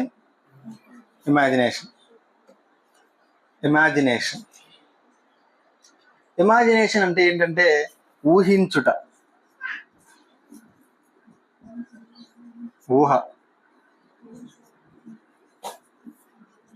ఊహించుట. ఏం ఊహించుట? ఇమాజినేషన్ అంటే ఏంటి? ఎందులో ఉంది ఇమాజినేషన్ అంటే మనం ఒక ప్యాసేజ్ని చదువుతున్నాం. ఇప్పుడు ఫర్ ఎగ్జాంపుల్ అక్కడ ఉన్నటువంటి లూకాసు వార్త 5వ అధ్యాయం చూడండి ఒకసారి. మార్కు సువార్త 5వ అధ్యాయంలో మార్కు సువార్త 5వ అధ్యాయం మొదటి వచనం నుంచి మనం చూస్తే, మార్కు సువార్త 5వ అధ్యాయము మొదటి వచనం నుంచి మనం చూస్తే ఒక సంఘటన ఇక్కడ జరుగుతుంది. వారు ఆ సముద్రంకి అద్దరున్న గెరాసేనుల దేశంలోకి వచ్చిరి. మొదటి వచనం నుంచి 20 వచనాల వరకు మనం చదివితే అక్కడ ఒక సంఘటన జరుగుతుంది. ఏంటి ఆ సంఘటన అంటే, ఆ పైన జరిగిన సంఘటన ఏంటి? ఇందా మనం చదివాం. వారు సముద్రం మీద నడుచుకుంటూ సముద్రం మీద ప్రయాణం చేస్తూ వస్తున్నారు. ఆ ప్రయాణం చేసే క్రమంలో వారికి భయంకరమైనటువంటి తుఫాన్ ఎదురైంది. ఆ తుఫాన్ ఎదురైనప్పుడు వారు ప్రాణం పోతదేమన్నంత భయంతో వారు శ్రమపరచబడ్డారు, భయానికి గురయ్యారు. తర్వాత యేసుక్రీస్తు వారు లేచి వెంటనే సముద్రాన్ని గద్దించారు. గద్దించిన తర్వాత అమ్మాయి అనుకున్నారు, బయటపడ్డాం అనుకున్నారు. ఒడ్డుకు చేరారు. ఒడ్డుకు చేరగానే భయంకరంగా ఒక వ్యక్తి పరిగెత్తుకుంటూ పట్టుకొని వస్తున్నాడు. ఆ వ్యక్తి ఎలా ఉన్నాడంటే, చింపురు జుట్టేసుకొని బట్టలన్నీ చినిగిపోయి భయంకరమైన అరుస్తూ చంపేస్తాడు అన్నట్టుగా పరిగెత్తుకుంటూ వస్తున్నాడు. ఎవరో ఆయన శానా దయ్యాలు పట్టిన వ్యక్తి. అక్కడ మీరు చూస్తే దోణి దిగగానే, ఎక్కడండి? దోణి దిగగానే ఇప్పుడే ప్రాణాలు అరచేతిలో పెట్టుకొని బయటకు వచ్చారనమాట. ఇప్పుడు దోణి దిగగానే ఏం జరుగుతుందంటే, అపవిత్రాత్మ పట్టిన వాడు ఒకడు సమాధుల్లో నుండి వచ్చి ఆయనకి ఎదురుపడిన. సమాధుల్లో దోణి దగ్గర ఎక్కడికి వెళ్ళారు వీళ్ళు? దోణి దగ్గర ఇది ఎక్కడ ఉందంటే సమాధుల దగ్గరికి వెళ్ళింది ఈ పడవ. వెళ్ళడం సమాధులు ఉన్న ప్లేస్కి వెళ్తుంది. వాళ్ళ దగ్గరనే సమాధుల్లోంచి ఒకడు మళ్ళీ వస్తున్నాడు. సమాధులు అనే ప్లేసే కొంచెం భయంకరంగా అనిపిస్తుంది కదండి చాలా మందికి. వెళ్ళడం సమాధులు అనే ప్లేస్కి వెళ్ళాడు. అక్కడ ఆ ప్లేస్ లో మళ్ళీ ఒక వ్యక్తి వస్తున్నాడు. ఆ వ్యక్తి ఎలా వస్తున్నాడు అంటే, భయంకరమైనటువంటి విధానంలో కేకలు వేస్తూ సమాధుల్లోంచి వచ్చి ఆయనకి ఎదురుపడెను. ఇంకా 3వ వచనం చూస్తే, సంకెళ్లతోనే బంధించలేకపోయి వాడు సమాధుల్లో వాసము చేసేడు వాడు. 4వ వచనం చాలా జాగ్రత్తగా వినండి. వాడు కాళ్ళకు చేతులకు సంకెళ్ళు వేసి బంధించిన వాడు ఆ చేతి సంఖ్యలను తెంపి కాళ్ళ సంఖ్యలు తుత్తినిగా చేసిన ఎవడను వాడు సాధుపరచలేకపోయాను. వాడు ఎల్లప్పుడూ రాత్రి మగలు సమాధుల్లో కొండలో కేకలు వేయచ్చు, రాళ్లతో గాయపరుచుకుని నేను. అతని పరిస్థితి ఎలా అని చెప్పండి. ఇప్పుడు అంతటి భయంకరమైనటువంటి పరిస్థితుల్లో, గాయాలు చేసుకునేటువంటి పరిస్థితుల్లో ఉన్నాడు. ఇప్పుడు మనం ఏం చేయాలంటే ఊహించుట. అంటే ఇమాజినేషన్. ఇప్పుడు మన ఇమాజినేషన్ అంటే ఏం చేయాలంటే, మనం కూడా ఎక్కడికి వెళ్ళాలంటే, ఇప్పుడు ఆ గెరాసీల దేశంకి వెళ్ళాలి. ఏం చేయాలి చెప్పండి? మనం కూడా ఊహించుకుంటాం కదా. ఒక అతను గాజులు అమ్ముకుంటున్నాడంట. ఈ గాజులు తెలుసు కదా, గాజులన్నీ కూడా ఒక రోడ్డు పక్కన పెట్టుకొని అమ్ముకుంటున్నాడంట. పెద్ద రాశి, ఇంత రాశి పెట్టుకున్నాడు. అయితే ఎంతసేపు అయినా సరే ఎవరు రావట్లేదంట కొనడానికి. అయితే కాసేపటికి ఎలా నిద్రపోయాడంట. నిద్రపోతున్నట్టుగా మంచి మైకం వచ్చింది. అప్పుడు తను ఊహించుకుంటున్నాడు. ఏమని ఊహించుకుంటున్నాడంటే, ఈ గాజులన్నీ ఒకరి తర్వాత ఒకళ్ళు వచ్చి కొనేస్తున్నారంట. ఒకరి తర్వాత మాకు కావాలి కొనుక్కుంటున్నారంట. కొనుక్కున్న తర్వాత గాజుల వ్యాపారం బాగా వచ్చింది. పెద్ద షాప్ పెట్టుకున్నాడంట. ఈ షాపు కాస్త ఒక షాపు కాస్త 10 బ్రాంచ్లకి వెళ్ళాయంట. ఈ 10 బ్రాంచ్లు కాస్త 100 బ్రాంచ్లు అయినాయంట. ఈ 100 బ్రాంచ్లు కాస్త స్టేట్ మొత్తం గాజుల కంపెనీ పెట్టేసాడంట. పెట్టేసిన తర్వాత అప్పుడు వాళ్ళ ఆవిడని టీ తీసుకురామన్నాడంట. టీ తీసుకురామంటే టీలో పంచదార తక్కువైందని చెప్పి పంచదార తక్కువైందని చెప్పి కాళ్ళు తీసి ఆ టీ గ్లాస్ని ఒక తన్ను తన్నాడంట. తన్నితే ఈ గాజులు అన్ని కింద పడి తగ్గిపోయినాయి అన్నమాట. ఇదంతా ఏంటి? ఏం చెప్పండి? ఇదంతా వాడు ఊహించుకుంటున్నాడు అన్నమాట. ఇదంతా నిజమా? కాదు. అతను అలా ఊహించుకుంటున్నాడు. కానీ వాస్తవానికి ఏం జరిగిందంటే, ఆ టీ గ్లాసును తనేదే వాడు కొట్టు ముందున్నటువంటి అక్కడే ఉన్నాడు. ఆ గాజులు షాపు పెట్టలేదు, 10 బ్రాంచీలు అవ్వలేదు, స్టేట్ మొత్తం అనేది ఓనర్ అవ్వలేదు, అలా టీ కూడా తీసుకురాలేదు. కానీ ఏం జరిగిందంటే, ఆ ఊహలో ఏమైపోయాడంటే, అతను అలా ఊహించుకుంటూ అదంతా చాలా ఆనందంగా ఉంది. ఆ టీ గ్లాసును తనేసరికి అతను ముందున్న గాజులు తిన్నాడు అనమాట. ఈ గాజులు నిజంగానే తినితే ఆ గాజులు మొత్తం పగిలిపోయింది అనమాట. సో ఇది ఎందుకు చెప్తానంటే, ఊహ. ఇప్పుడు మనం గెరాసీల దేశంకి వెళ్ళిపోవాలి. ఊహించుకోవడం. మనం నిజంగా గెరాసీల దేశం వెళ్ళలేదనుకోండి, కానీ అక్కడికి వెళ్ళి ఏం చేయాలంటే, మనము అక్కడ జరుగుతున్న సంఘటనలో మనం కూడా ఏమవ్వాలి? ఇన్వాల్వ్ కావాలి. ఇప్పుడు మీరు 12 మంది శిష్యులు వచ్చారు. ఈ 12 మంది శిష్యులతో వాళ్ళలో మీరు కూడా ఒకళ్ళై ఉన్నారనుకోండి, అప్పుడు మీ యొక్క ఆలోచన ఎలా ఉంటుంది చెప్పండి? రాక నేను వెంబడించడానికి వచ్చాను, వస్తే 5 రొట్టెలు 2 చేపలు బాగానే ఉన్నాయి, మరి వాళ్ళతో పాటు వెళ్తుంటే జన సమూహాలు అందరూ వస్తున్నారు, మంచి రెస్పెక్ట్ ఇస్తున్నారు, యేసుప్రభు వారు వెనకాల తిరుగుతున్నారని బాగానే ఉంది. ఈ సముద్రంలో చచ్చిపోయే వ్యక్తిని బతికాను, రావటమే ఊపిరి ఆడక బ్రతికి చచ్చిపోతానో బ్రతనో తెలియక బ్రతికాను. సముద్రం ఎలాగో సముద్రంలో తుఫాను సమస్య తీరింది అనుకుంటే వెళ్ళటమే సమాధుల దగ్గర తీసుకొచ్చాడు. సమాధుల దగ్గరకు వచ్చాడు, ఇదే ఒక కష్టం అనుకుంటే మళ్ళీ ఒక పిచ్చోడు రాళ్ళు పెట్టుకుని వస్తున్నాడు. ఇప్పుడు ఎలా ఉంటుంది చెప్పండి? ఇప్పుడు మీరు ఏమనుకుంటారు చెప్పండి? అది ఎందుకు వచ్చాను రా బాబు ఎన్నే అని అనిపిస్తుందా? అంటే సాధారణంగా అంటే అలా అనిపించిందని చెప్పట్లా, అలా అనిపించే అవకాశం ఉందా? అది ఊహించడం అంటే. సో అక్కడ మనం అలా ఊహించినప్పుడు వాళ్ళ భావనలు, అక్కడ ఉన్నటువంటి సంఘటనలో ఉన్నటువంటి లోతైన విషయాలు మనకి అర్థం అవుతాయి. ఊహించడం అనేది దేనికోసం అంటే అక్కడున్న సంఘటనలో మనం ఇన్వాల్వ్ అయ్యి ఆ సంఘటనని సరైన విధానంలో అర్థం చేసుకోవడానికి సహాయపడతాయి అన్నమాట. ఇప్పుడు అక్కడ మీరు చూడండి, ఆ దెయ్యాలు పట్టినటువంటి వ్యక్తి ఉన్నాడు కదా, ఆ వ్యక్తి మీరు గమనిస్తే చేతులకు సంకెళ్ళేసి ఉన్నాయి. ఆ తర్వాత అతను బంధించారు, సమాధుల్లో ఉంటున్నాడు. అతను రాత్రింబగళ్ళు సమాధుల్లో కేకలు వేస్తున్నాడు. అతని మానసిక పరిస్థితి ఎలా ఉంటుంది చెప్పండి? బాగుంటుందా మానసిక పరిస్థితి? అతని ఆరోగ్యం బాగుంటుందా? ఆరోగ్య పరిస్థితి ఎలా ఉంటుంది? బాగుంటుందా? అతని కుటుంబ పరిస్థితి ఎలా ఉంటుంది? అతని కుటుంబ సభ్యులు, అతని కుమారుడు, అతని కుటుంబం ఏమన్నా అతను ఆదరించే పరిస్థితి ఉందా? కుటుంబం, అతని ఆర్థిక పరిస్థితి ఏమన్నా ఉందా? ఆర్థిక పరిస్థితి బాగుందా? సామాజిక పరిస్థితి బాగుందా? సమాజం అతన్ని వెలివేసింది, అతను రానీట్లా, అతన్ని సంఖ్యలతో కట్టివేసింది. అతను మానసిక పరిస్థితి, ఒంటరితనం, భయం, ఇంకా అతను కొన్ని విషయాల్లో దెయ్యాల చేత బంధించబడి ఉన్నాడు.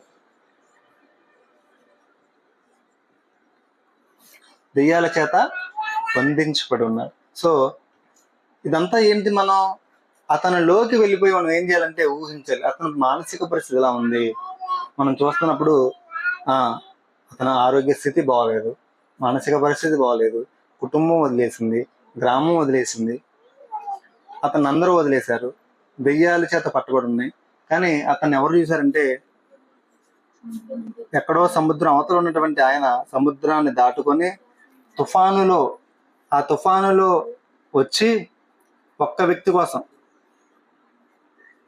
వచ్చాడు. ఆయన ఎవరంటే జీసస్. ఎవరో పట్టించుకోవాలా, కానీ ఆయన ఎవరు చూశారు? ఆ దెయ్యాలు పట్టిన వ్యక్తిని యేసుక్రీస్తు ప్రభు చూశాడు. ఆ ఒక్క వ్యక్తి కోసం ఆయన వచ్చాడు. అంటే అలా ఊహించడం వల్ల మనకి ఏమర్థమవుతుంది చెప్పండి? యేసుక్రీస్తు ప్రేమ, ఆయన గొప్పతనం, ఆయన వాత్సల్యత ఎంత ఉన్నతమైందో అర్థమవుతుంది. అంటే మన మానసిక స్థితి కూడా అలా ఉన్నప్పుడు, ఏదైనా పాపము చేత బంధించబడి ఉన్నప్పుడు, మన కుటుంబం మనల్ని పట్టించుకోకపోయినా, మన ఆరోగ్యం మనకు సహకరించకపోయినా, మన ఆర్థిక పరిస్థితి మనకు సహకరించకపోయినా, మన మానసిక స్థితి సరిగ్గా లేకపోయినా, నిన్నెవరో సాధు చేయలేని పరిస్థితుల్లో నువ్వు ఉన్నా, అంటే నీకెవరో సహాయం చేయలేని పరిస్థితుల్లో నువ్వు ఉన్నా, మరి ఈ యొక్క సందర్భాన్ని బట్టి నువ్వు అర్థం చేసుకోవచ్చు. ఏం అర్థం చేసుకోవచ్చు అంటే యేసుక్రీస్తు నీకు సహాయం చేయగలడా? యేసుక్రీస్తు నీకు సహాయం చేయగలడు. కాబట్టి ఇదంతా నీకు ఎలా అర్థం అవుతుంది? ఇమాజినేషన్ చేయడం ద్వారా. కాబట్టి మనం ఇంకా ఇమాజినేషన్లో ఏం చేయొచ్చు అంటే, మనకి జ్ఞానేంద్రియాలు, కళ్ళు, ముక్కు, చెవులు, చర్మము కదండి, ఇవన్నీ. సో మనము అక్కడ అబ్జర్వ్ చేయాలంటే, వాట్ కెన్ ఐ సీ, నేను ఏమి చూడగలుగుతున్నాను. వాట్ కెన్ ఐ హియర్, నేనేమి వినగలుగుతున్నాను. ఇప్పుడు అక్కడ ఉన్నటువంటి శబ్దాలు 12 మందితో మీరు ఉన్నారండి, మీరు ఏమి వింటున్నారు చెప్పండి. అక్కడ మీరు వింటున్న సందర్భం చెప్పండి. మీరు వింటున్న సందర్భం, కేకలు వేస్తూ ఒక వ్యక్తి రావడం వింటున్నారా? వింటున్నారు. మీరేం చూస్తున్నారు? అక్కడ సమాధులు చూస్తున్నారు, అక్కడ ఉన్న వెనకాల సముద్రం చూస్తున్నారు, పక్కన యేసుప్రభు కనిపిస్తున్నాడు, వాడేమో ఉరుక్కుంటా వస్తున్నాడు. అవునా? అంతేనా? ఇది మీరు చూస్తున్నారు అనమాట. సో వాడు పరిగెత్తుకుంటూ వస్తున్నటువంటి దెయ్యములు పట్టిన వాడిని మీరు చూస్తున్నారు. వాట్ కెన్ ఐ టచ్, నేనేమి తాకగలుగుతున్నాను. అక్కడ తాకగలిగే స్థితి ఉందా? యేసుప్రభుని తాకగలుగుతున్నావు, దెయ్యములు పట్టిన వ్యక్తిని తాకగలుగుతున్నావు. ఆ వ్యక్తి స్వస్థపరచబడిన తర్వాత కూడా అతని హృదయం ఇప్పుడు ఎలా ఉందో కూడా మనం చూడగలవచ్చు. తర్వాత వాట్ కెన్ ఐ ఫీల్, ఇప్పుడు ఆ వ్యక్తి, ఇప్పుడు శిష్యుల్లో నువ్వు కూడా ఒక వ్యక్తిగా ఉన్నావు. ఇప్పుడు దెయ్యాలు పట్టిన వ్యక్తి ఆ తర్వాత స్వస్థ చిత్తుడై చక్కగా కూర్చున్నాడు. ఇప్పుడు నీ ఫీలింగ్స్ ఎలా ఉంటాయి చెప్పండి. ఇందాకేమో ఒక భయోత్పాదమైన సంఘటన మనం చూసాం. సముద్రము తుఫాను ఎగిరి మీద పడతా ఉంటే యేసుక్రీస్తు ఎలా పరిష్కరించాడో నువ్వు చూసావు. ఇక్కడ మరి దెయ్యములు పట్టిన వ్యక్తి స్వస్థపరచబడినప్పుడు యేసుక్రీస్తు ఎలా పరిష్కరించాడో నువ్వు చూసావు. కాబట్టి అలాంటి సిచ్యువేషన్లో నీవు ఉన్నప్పుడు నీకేం అర్థం అవుతుంది? నువ్వు ఎలా ఫీల్ అవుతావు? వాట్ కెన్ ఐ ఫీల్, నీ ఎమోషన్స్ ఎట్లా ఉంటాయి? హ్యాపీగా ఉంటాయి. నీ జీవితంలో ఎలాంటి సంఘటనలు వస్తే, తుఫాన్ లాంటి పరిస్థితులు వచ్చినా, అక్కడ ఉన్నటువంటి ఆ వ్యక్తి జీవితంలో లాంటి భయంకరమైనటువంటి పరిస్థితులు వచ్చినా, యేసు ప్రభు నీకు తోడుగా ఉంటే వీటన్నిటి నుంచి ఆయన నిన్ను పరిష్కరించగలడు. కాబట్టి నీకు భయపడాల్సిన అవసరం ఉందా? లేదు. ఇది what can I feel, what can I here, what can I touch. ఇంకేమున్నాయి చెప్పండి? ఏమి తాకగలుగుతున్నాను.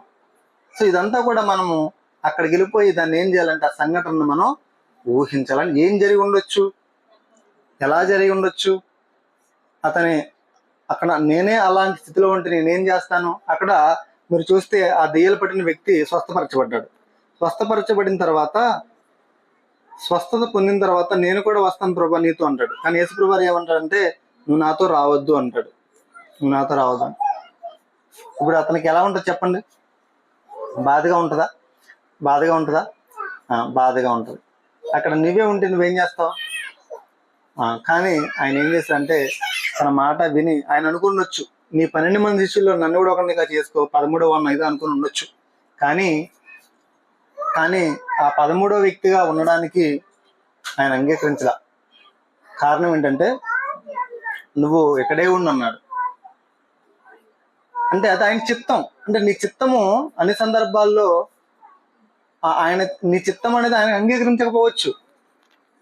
ఎందుకంటే ఆ సంఘటనలో జరిగిన సంఘటన ఏంటి మీకు చదవడానికి టైం పట్టింది కాబట్టి చెప్తున్నాను.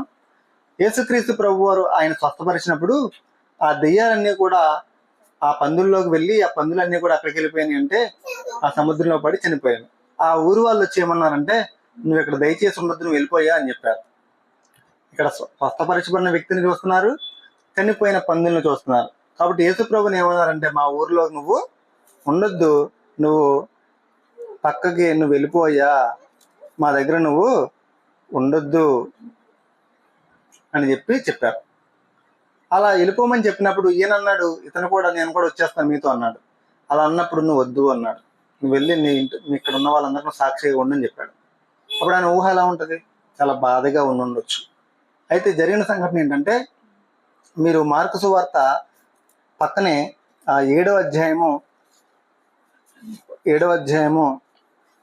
31వ వచనం చూస్తే ఆయన మరలా తూరు ప్రాంతం విడిచి సీదోను ద్వారా దెకపోలి ప్రాంతముల మీదుగా గలిలయ సముద్రమునకు వచ్చెను.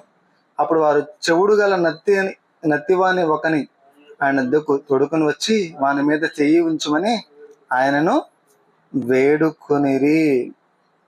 ఆయన ఏం చేశారు చెప్పండి? వేడుకున్నారు. ఎవరు వేడుకున్నారు అంటే మార్కు సువార్త 5వ అధ్యాయము 16వ వచనం. జరిగినదంతా చూచిన వారు దిజములు పట్టిన వారి కదిలి స్థితి పందుల సంగతి ఊరి వారికి తెలియజేయగా తమ ప్రాంతంలో విడిచిపోమ్మని వారు ఆయనను బతిమాలు కొనిరి. ప్రాంతములు విడిచి వెళ్ళిపోమని ఏం చెప్పారు చెప్పండి? వెళ్ళిపోండి అని చెప్పిన వాళ్ళు 7వ అధ్యాయంలో మీరు చూస్తే పక్కన 7వ అధ్యాయము 31, 32 చూస్తే ఆ ప్రజలే వచ్చి అయ్యా మాకు ఇలా కొంతమంది అనారోగ్యంతో ఉన్నారు, వీళ్ళని స్వస్థపరచండి అన్నారు. కారణం ఏంటంటే ఇక్కడ ఆయన వస్తా అన్నాడు కదండి, స్వస్థపరచబడిన వ్యక్తి ఆయన వస్తా అన్నాడు. ఆయన వస్తానంటే యేసుక్రీస్తు ప్రభు వద్దు అన్నాడు, మీ ఇంటి వారికి మీకు ఉన్నటువంటి వాళ్ళకి సాక్షిగా ఉండమని చెప్పాడు. ఆ వ్యక్తి ఏం చేశాడంటే దెకపోలి అనేటువంటి, అంటే 10 పట్టణాల్లో దెకపోలి, ఈ 10 పట్టణాల్లో యేసుక్రీస్తు గురించి ప్రకటించాడు. ఇలా ప్రకటించడం వల్ల ఏం జరిగిందంటే ఆ 10 పట్టణాలకి కూడా సువార్త అందింది, యేసుక్రీస్తుని గురించి సమాచారం అందింది. వారి ద్వారా చాలా మంది యేసుక్రీస్తుని గురించి తెలుసుకున్నారు. అందువల్ల ఏ ప్రజలైతే యేసుక్రీస్తుని వెళ్ళిపోమని చెప్పారో ఆ ప్రజలే మా దగ్గరకు వచ్చి ఈ కార్యం జరిగించమని ఆయన్ని బ్రతిమాలుకున్నారు, ఆయన్ని వేడుకున్నారు. కాబట్టి మనకేమర్థమవుతుంది చెప్పండి? ఇమాజినేషన్ చేస్తున్నప్పుడు అతని మనసు ఆ క్షణంలో నా అంతా రావద్దు అని చెప్పినప్పుడు అతను బాధపడి ఉండొచ్చు. కానీ దేవుని చిత్తము నీకు బాధ కలిగించే పరిస్థితి వస్తుందా?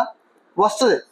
కానీ నువ్వు దేవుని చిత్తం చేసినప్పుడు తర్వాత అది దేవుని నామాన్ని మహిమ కలిగిస్తుంది, తర్వాత అది ఆనందాన్ని తీసుకొస్తుంది, అది నీ జీవితంలో దేవుని సంకల్పం ఏదైతే ఉందో దాన్ని నెరవేర్చే పరిస్థితి వస్తుంది. కాబట్టి ఐ అంటే ఏంటి చెప్పండి? ఇమాజినేషన్. సో మనం తర్వాత ఈ రెండు చూసి మనం ముగించుకుందాం. ఒక 5 minutes మనం క్లోజ్ చేసుకుందాం. W అంటే వర్డ్స్, అంటే పదాలు. తర్వాత L అంటే లిటరేచర్. ఏం చెప్పండి? లిటరేచర్. సో ఈ రెండు చాలా ఇంపార్టెంట్. ఇవి నేను మీకు నెక్స్ట్ క్లాస్లో వివరిస్తాను. సో ఈ పదాలు చాలా, దీనికి ఇంకో కోడ్ ఉంటుంది, ఆ కోడ్ చెప్తాను మీకు. ఈ పదాలు, ఏ పదాలు మనము అబ్జర్వ్ చేయాలి, ఏ పదాలు మనము అబ్జర్వ్ చేయాలి, పదాలలో ఎందుకు అబ్జర్వ్ చేయాలి, వాటిని చేయడం వల్ల మనం ఏం తెలుసుకుంటాం అనే విషయాల్ని మనము చూస్తాము. తర్వాత లిటరేచర్ అంటే సాహిత్య శైలి. బైబిల్లో సాహిత్య శైలిలు ఉన్నాయి మనకి. అంటే బైబిలు అన్నిటిలాంటి పుస్తకమేనా అంటే బైబిల్ అన్నిటిలాంటి పుస్తకం, అన్ని పుస్తకాలాంటి పుస్తకం కాదు. ఎందుకంటే అది దైవ ప్రేరిత గ్రంథం. బైబిల్ మరి అన్నిటిలాంటి పుస్తకమేనా, అన్ని పుస్తకాలాంటి పుస్తకమేనా అంటే అవును, అన్ని పుస్తకాలాంటి పుస్తకమే. ఎందుకంటే బైబిల్లో చరిత్ర ఉంది, బైబిల్లో పద్య భాగం ఉంది, బైబిల్లో కథనం ఉంది, బైబిల్లో ప్రవచనం ఉంది, బైబిల్లో అలంకార భాష ఉంది, బైబిల్లో మరి జ్ఞానం బోధించే జ్ఞాన గ్రంథాలు ఉన్నాయి, బైబిల్లో ఉపమానాలు ఉన్నాయి, బైబిల్లో దృష్టాంతాలు ఉన్నాయి, రచనా శైలి. సో ఇవన్నీ మరి అన్ని పుస్తకాల లాంటిదేనా అంటే అన్ని పుస్తకాల లాంటిది కాదు, ఎందుకంటే అది దైవ ప్రేరేపిత గ్రంథం. మరి అన్ని పుస్తకాల లాంటిదేనా అంటే అన్ని పుస్తకాల లాంటిదే, ఎందుకంటే అన్ని పుస్తకాల్లో ఏ రచనా శైలి మనకు ఉన్నాయో ఆ రచనా శైలిలో బైబిల్ అనేది ఉంది. చరిత్ర ఉంది, పద్య భాగం ఉంది, కథనం ఉంది, ప్రవచనం ఉంది, అలంకార భాష ఉంది, జ్ఞాన గ్రంథాలు ఉన్నాయి, ఉపమానాలు ఉన్నాయి, దృష్టాంతాలు ఉన్నాయి. కాబట్టి మనం ఒక్కొక్క దాన్ని ఒక్కొక్క విధానంలో మనము అధ్యయనం చేయాలి. కథనాన్ని, చరిత్రని, ఆ తర్వాత కథనాన్ని, ప్రవచనాన్ని ఒకే విధంగా నువ్వు అర్థాన్ని చెప్పకూడదు. ప్రవచన గ్రంథానికి అర్థం చెప్పే విషయంలో దానికి ఒక ప్రత్యేకమైన నియమాలు ఉన్నాయి. అలంకారిక భాషలో నువ్వు దాన్ని అర్థం చెప్పాల్సి వచ్చినప్పుడు దానికి ఒక ప్రత్యేకమైన నియమాలు ఉన్నాయి. అదేవిధంగా ఉపమానాలు, దృష్టాంతాలు నువ్వు అర్థం చెప్పాల్సి వచ్చినప్పుడు, వాటిని అర్థం చేసుకోవడానికి ప్రయత్నం చేసినప్పుడు దానికి కొన్ని ప్రత్యేకమైనటువంటి నియమాలు ఉన్నాయి. కాబట్టి ఈ లిటరేచర్, సాహిత్య శైలి మనం అబ్జర్వ్ చేయవలసింది ఏంటంటే ఈ సాహిత్య శైలిని అబ్జర్వ్ చేయాలి. ఈ సాహిత్య శైలిని మనం అబ్జర్వ్ చేయాలి. సో అదేవిధంగా ఈ సాహిత్య శైలి అండ్ పదాలు, ఈ పదాలు ఏంటి? పదాలు బైబిల్లో చాలా రకాల పదాలు ఉన్నాయి. ఆ పదాలని అర్థం చేసుకున్నప్పుడు మనకి దాని యొక్క భావం మనకి అర్థం అవుతుంది. ఈ పదాలకు కూడా నేను ప్రత్యేకమైన ఒక కోడ్ నేను క్రియేట్ చేశాను. ఈ సాహిత్య శైలి కూడా మీకు ఒక విధానం, మీకు కోడ్ విధానంలో అవకాశం ఉన్నప్పుడు నేను రేపు నెక్స్ట్ క్లాస్లో మీకు చెప్తాను. సో మనం ఏమేం చూస్తాం ఒకసారి మళ్ళీ రివ్యూ చేద్దాం. గమనించుట, బైబిల్ మనం ఏం చేయాలి చెప్పండి? మొదటి స్టెప్ ఏంటండి? బైబిల్ని అధ్యయనం చేయడానికి మొదటి స్టెప్ పరిశీలించుట లేదా అబ్జర్వేషన్ లేదా గమనించుట. ఏం గమనించాలి? FBI మరి ఏ టూల్ని ఉపయోగించి వరల్డ్ వైడ్ గా పాపులర్ అయింది? FBI ఏ టూల్ని ఉపయోగించి వరల్డ్ వైడ్ గా పాపులర్ అయింది. సో FBI అనేది కోడ్ అనమాట, మనకి గుర్తుండడం కోసం. ఈ S అంటే ఏంటంటే స్ట్రక్చర్ అని మనం చూసాం. స్ట్రక్చర్ని, ఆ బైబిల్లో ఉన్నటువంటి మనం చదివే స్ట్రక్చర్ని మనం గమనించాలి లేదా పరిశీలించాలి. ఆ తర్వాత మనకు దానికి ఉన్నటువంటి నేపథ్యాలు, బ్యారియర్స్ లేదా బ్యాక్గ్రౌండ్స్ మనం పరిశీలించాలి. ఆ తర్వాత I అంటే ఏంటని చెప్పండి? ఇంపార్టెంట్ క్వశ్చన్స్ అండి. Important questions. అక్కడ క్వశ్చన్స్ని మనము క్వశ్చన్స్ వేస్తూ మనము అక్కడ ఉన్నటువంటి కాంటెక్స్ట్ ని మనము పరిశీలించేయాలి. తర్వాత అట్మాస్ఫియర్ అంటే వాతావరణం. ఆ వాతావరణము ఏ సందర్భంలో ఉంది, అక్కడ ఉన్న వాతావరణం ఎలా ఉంది అనేది మనం పరిశీలన చేయాలి. I అంటే ఇమాజినేషన్, ఊహించాలి. ఊహించుచు అక్కడ సంఘటనని, వాళ్ళ యొక్క భావోద్రేకాలని మనము అర్థం చేసుకోవడానికి ప్రయత్నం చేయాలి. W అంటే వర్డ్స్ అండి. ఇది చాలా పెద్ద సబ్జెక్టు, ఇది మీకు నెక్స్ట్ చెప్తాను. ఈ వర్డ్స్ ని మనం పరిశీలి. ఈ వర్డ్స్ లో చాలా ఉన్నాయి. వర్డ్స్ కూడా ఒక కోడ్ ఉంది, నేను మీకు నెక్స్ట్ క్లాస్ లో ఆ వర్డ్స్ కోడ్ మీకు చెప్తాను. ఇది మీకు ఆ కోడ్ ఎవరు చెప్పరు, ఎందుకంటే నేనే దాన్ని క్రియేట్ చేశాను మీకు అర్థం కావడం కోసం. ఆ తర్వాత మనం లిటరేచర్, సాహిత్య శైలి, ఆ సాహిత్య శైలి కూడా మనము అర్థం చేసుకోవాలి. సాహిత్య శైలి అంటే సాహిత్యంలో చరిత్ర ఉంది, పద్య భాగం ఉంది, కథనం ఉంది. ఒక్కొక్కటి మనము నెక్స్ట్ క్లాస్ లో మనం చూద్దాం. కాబట్టి ఈ యొక్క అబ్జర్వేషన్ తర్వాత మనకి నెక్స్ట్ ఏముంటుందంటే ఇంటర్ప్రిటేషన్ లేదా వ్యాఖ్యానించడం అనే టాపిక్ ఉంటుంది. అంటే ఇది గమనించిన వాటిని మనం ఏం చేయాలంటే అర్థం చేసుకొని వాటిని వ్యాఖ్యానించాలి. ఆ వ్యాఖ్యానించడానికి కూడా కొన్ని నియమాలు ఉన్నాయి. ఆ తర్వాత మనం మూడో స్టెప్ ఏంటంటే అప్లికేషన్ అన్వయించుకోవడం. అంటే నువ్వు అర్థం చేసుకున్న దాన్ని వ్యాఖ్యానిస్తావు, వ్యాఖ్యానించి వివరించిన దాన్ని నీ జీవితానికి అన్వయం చేసుకుంటావు. సో ఇది మనము ఈ యొక్క అధ్యయనంలో చేయవలసినటువంటి స్టెప్స్. కాబట్టి నెక్స్ట్ క్లాస్లో మనం ఇవన్నీ మనం చూద్దాము. మీరందరూ కూడా సమయానికి రావడానికి ప్రయత్నం చేయండి. వచ్చినట్లయితే క్రమంగా మీరు రావడానికి ప్రయత్నం చేయండి. ఎందుకంటే బైబిల్ని అధ్యయనం చేయడం అనేది, ఈ సబ్జెక్ట్ అనేది మనకు రాకపోతే మన ప్రసంగాలు, మన అవగాహన, మన ఆత్మీయ స్థితి ఇవన్నీ కూడా దీని మీద ఆధారపడి ఉంటాయి. సో ఇది చాలా చాలా ప్రాముఖ్యమైన అంశము. ఒక కారు తోలే వ్యక్తి డ్రైవింగ్ లేకుండా కారు తోలితే ఏమవుతుందో, బైబిల్ని అధ్యయనం చేయడం అనేది మనకు తెలియకుండా దాన్ని అధ్యయనం చేసి, దాన్ని చదివి, దాన్ని వివరించడానికి ప్రయత్నం చేస్తే అలాంటి ప్రమాదాలే జరుగుతాయి. ఆ విధంగానే ఈరోజు చాలా అబద్ధ బోధలు అనేవి వచ్చాయి. సో చాలా జాగ్రత్తగా మనం నేర్చుకున్నాం. సాతాను ఏం చేశాడు చెప్పండి? సాతాను యేసుక్రీస్తు దగ్గరికి వచ్చి ఈ రాతిని రొట్టెగా చేసుకో వాక్యంలోనే చూపించాడు. వాక్యమే దేవుడు సమానం చెప్పాడు. మనుషుడు రొట్టె వలన మాత్రం కాదు, దేవుని నోట నుండి వచ్చే ప్రతి మాట వలన జీవిస్తారు. నువ్వు దూకు ఇక్కడి నుంచి, దేవతలు ఎత్తు పట్టుకుంటారని రాయబడి ఉంది కదా, అది వాక్యమే. నీ దేవుడిని యెహోవాను శోధించవలదు, వాక్యాన్ని అవని చెప్పి. అంటే సాతాను కూడా ఏం చేస్తున్నాడు, వాక్యాన్ని ఉపయోగించుకున్నాడు. ఏ విధంగా అంటే అబద్ధ విధానంలో, అంటే దాని సరైన అర్థం చెప్పడం, దాన్ని అర్థం చేసుకోవడం నీకు రాకపోతే సాతాను అటువంటి వారిని ఉపయోగించుకొని అబద్ధ బోధని సృష్టిస్తాడు. కాబట్టి మీరందరూ కూడా ఖచ్చితంగా దీన్ని నేర్చుకోండి. మీరందరూ దేవుని సంకల్పంలో మీరు ఉన్నారని నేను భావిస్తున్నాను. అందుకే మీరు ఇక్కడికి వచ్చారని నేను నమ్ముతున్నాను. సో కంటిన్యూగా క్లాసెస్కి రండి. సో ఈ సబ్జెక్ట్ సంబంధించినటువంటి పుస్తకం, బైబిల్ అధ్యయనం చేయ పద్ధతులు, వ్యాఖ్యానించే నియమాలు అనేటువంటి పుస్తకం ఉంది. మీరు నేను చెప్పినటువంటి అంశాలన్నీ కూడా మ్యాక్సిమం ఉంటాయి. కోడ్లు ఉండవు, మనం ప్రత్యేకంగా క్రియేట్ చేసాం మీకు గుర్తుండడం కోసం. చాలా వరకు అంశాలన్నీ కూడా ఇందులో ఉంటాయి. కాబట్టి ఈ పుస్తకము మనకి ఈ బీటీసీపీ అనేటువంటి వాళ్ళు మనకి పంపిస్తున్నారు. దీని ప్రింటింగ్ ఛార్జే ధర మాత్రం తీసుకుంటున్నారు, 200 రూపీస్ అండి ఇది. సో ఈ 200 రూపీస్ బుక్ని మీరు ఆర్డర్ పెట్టుకొని తెప్పించుకోవచ్చు.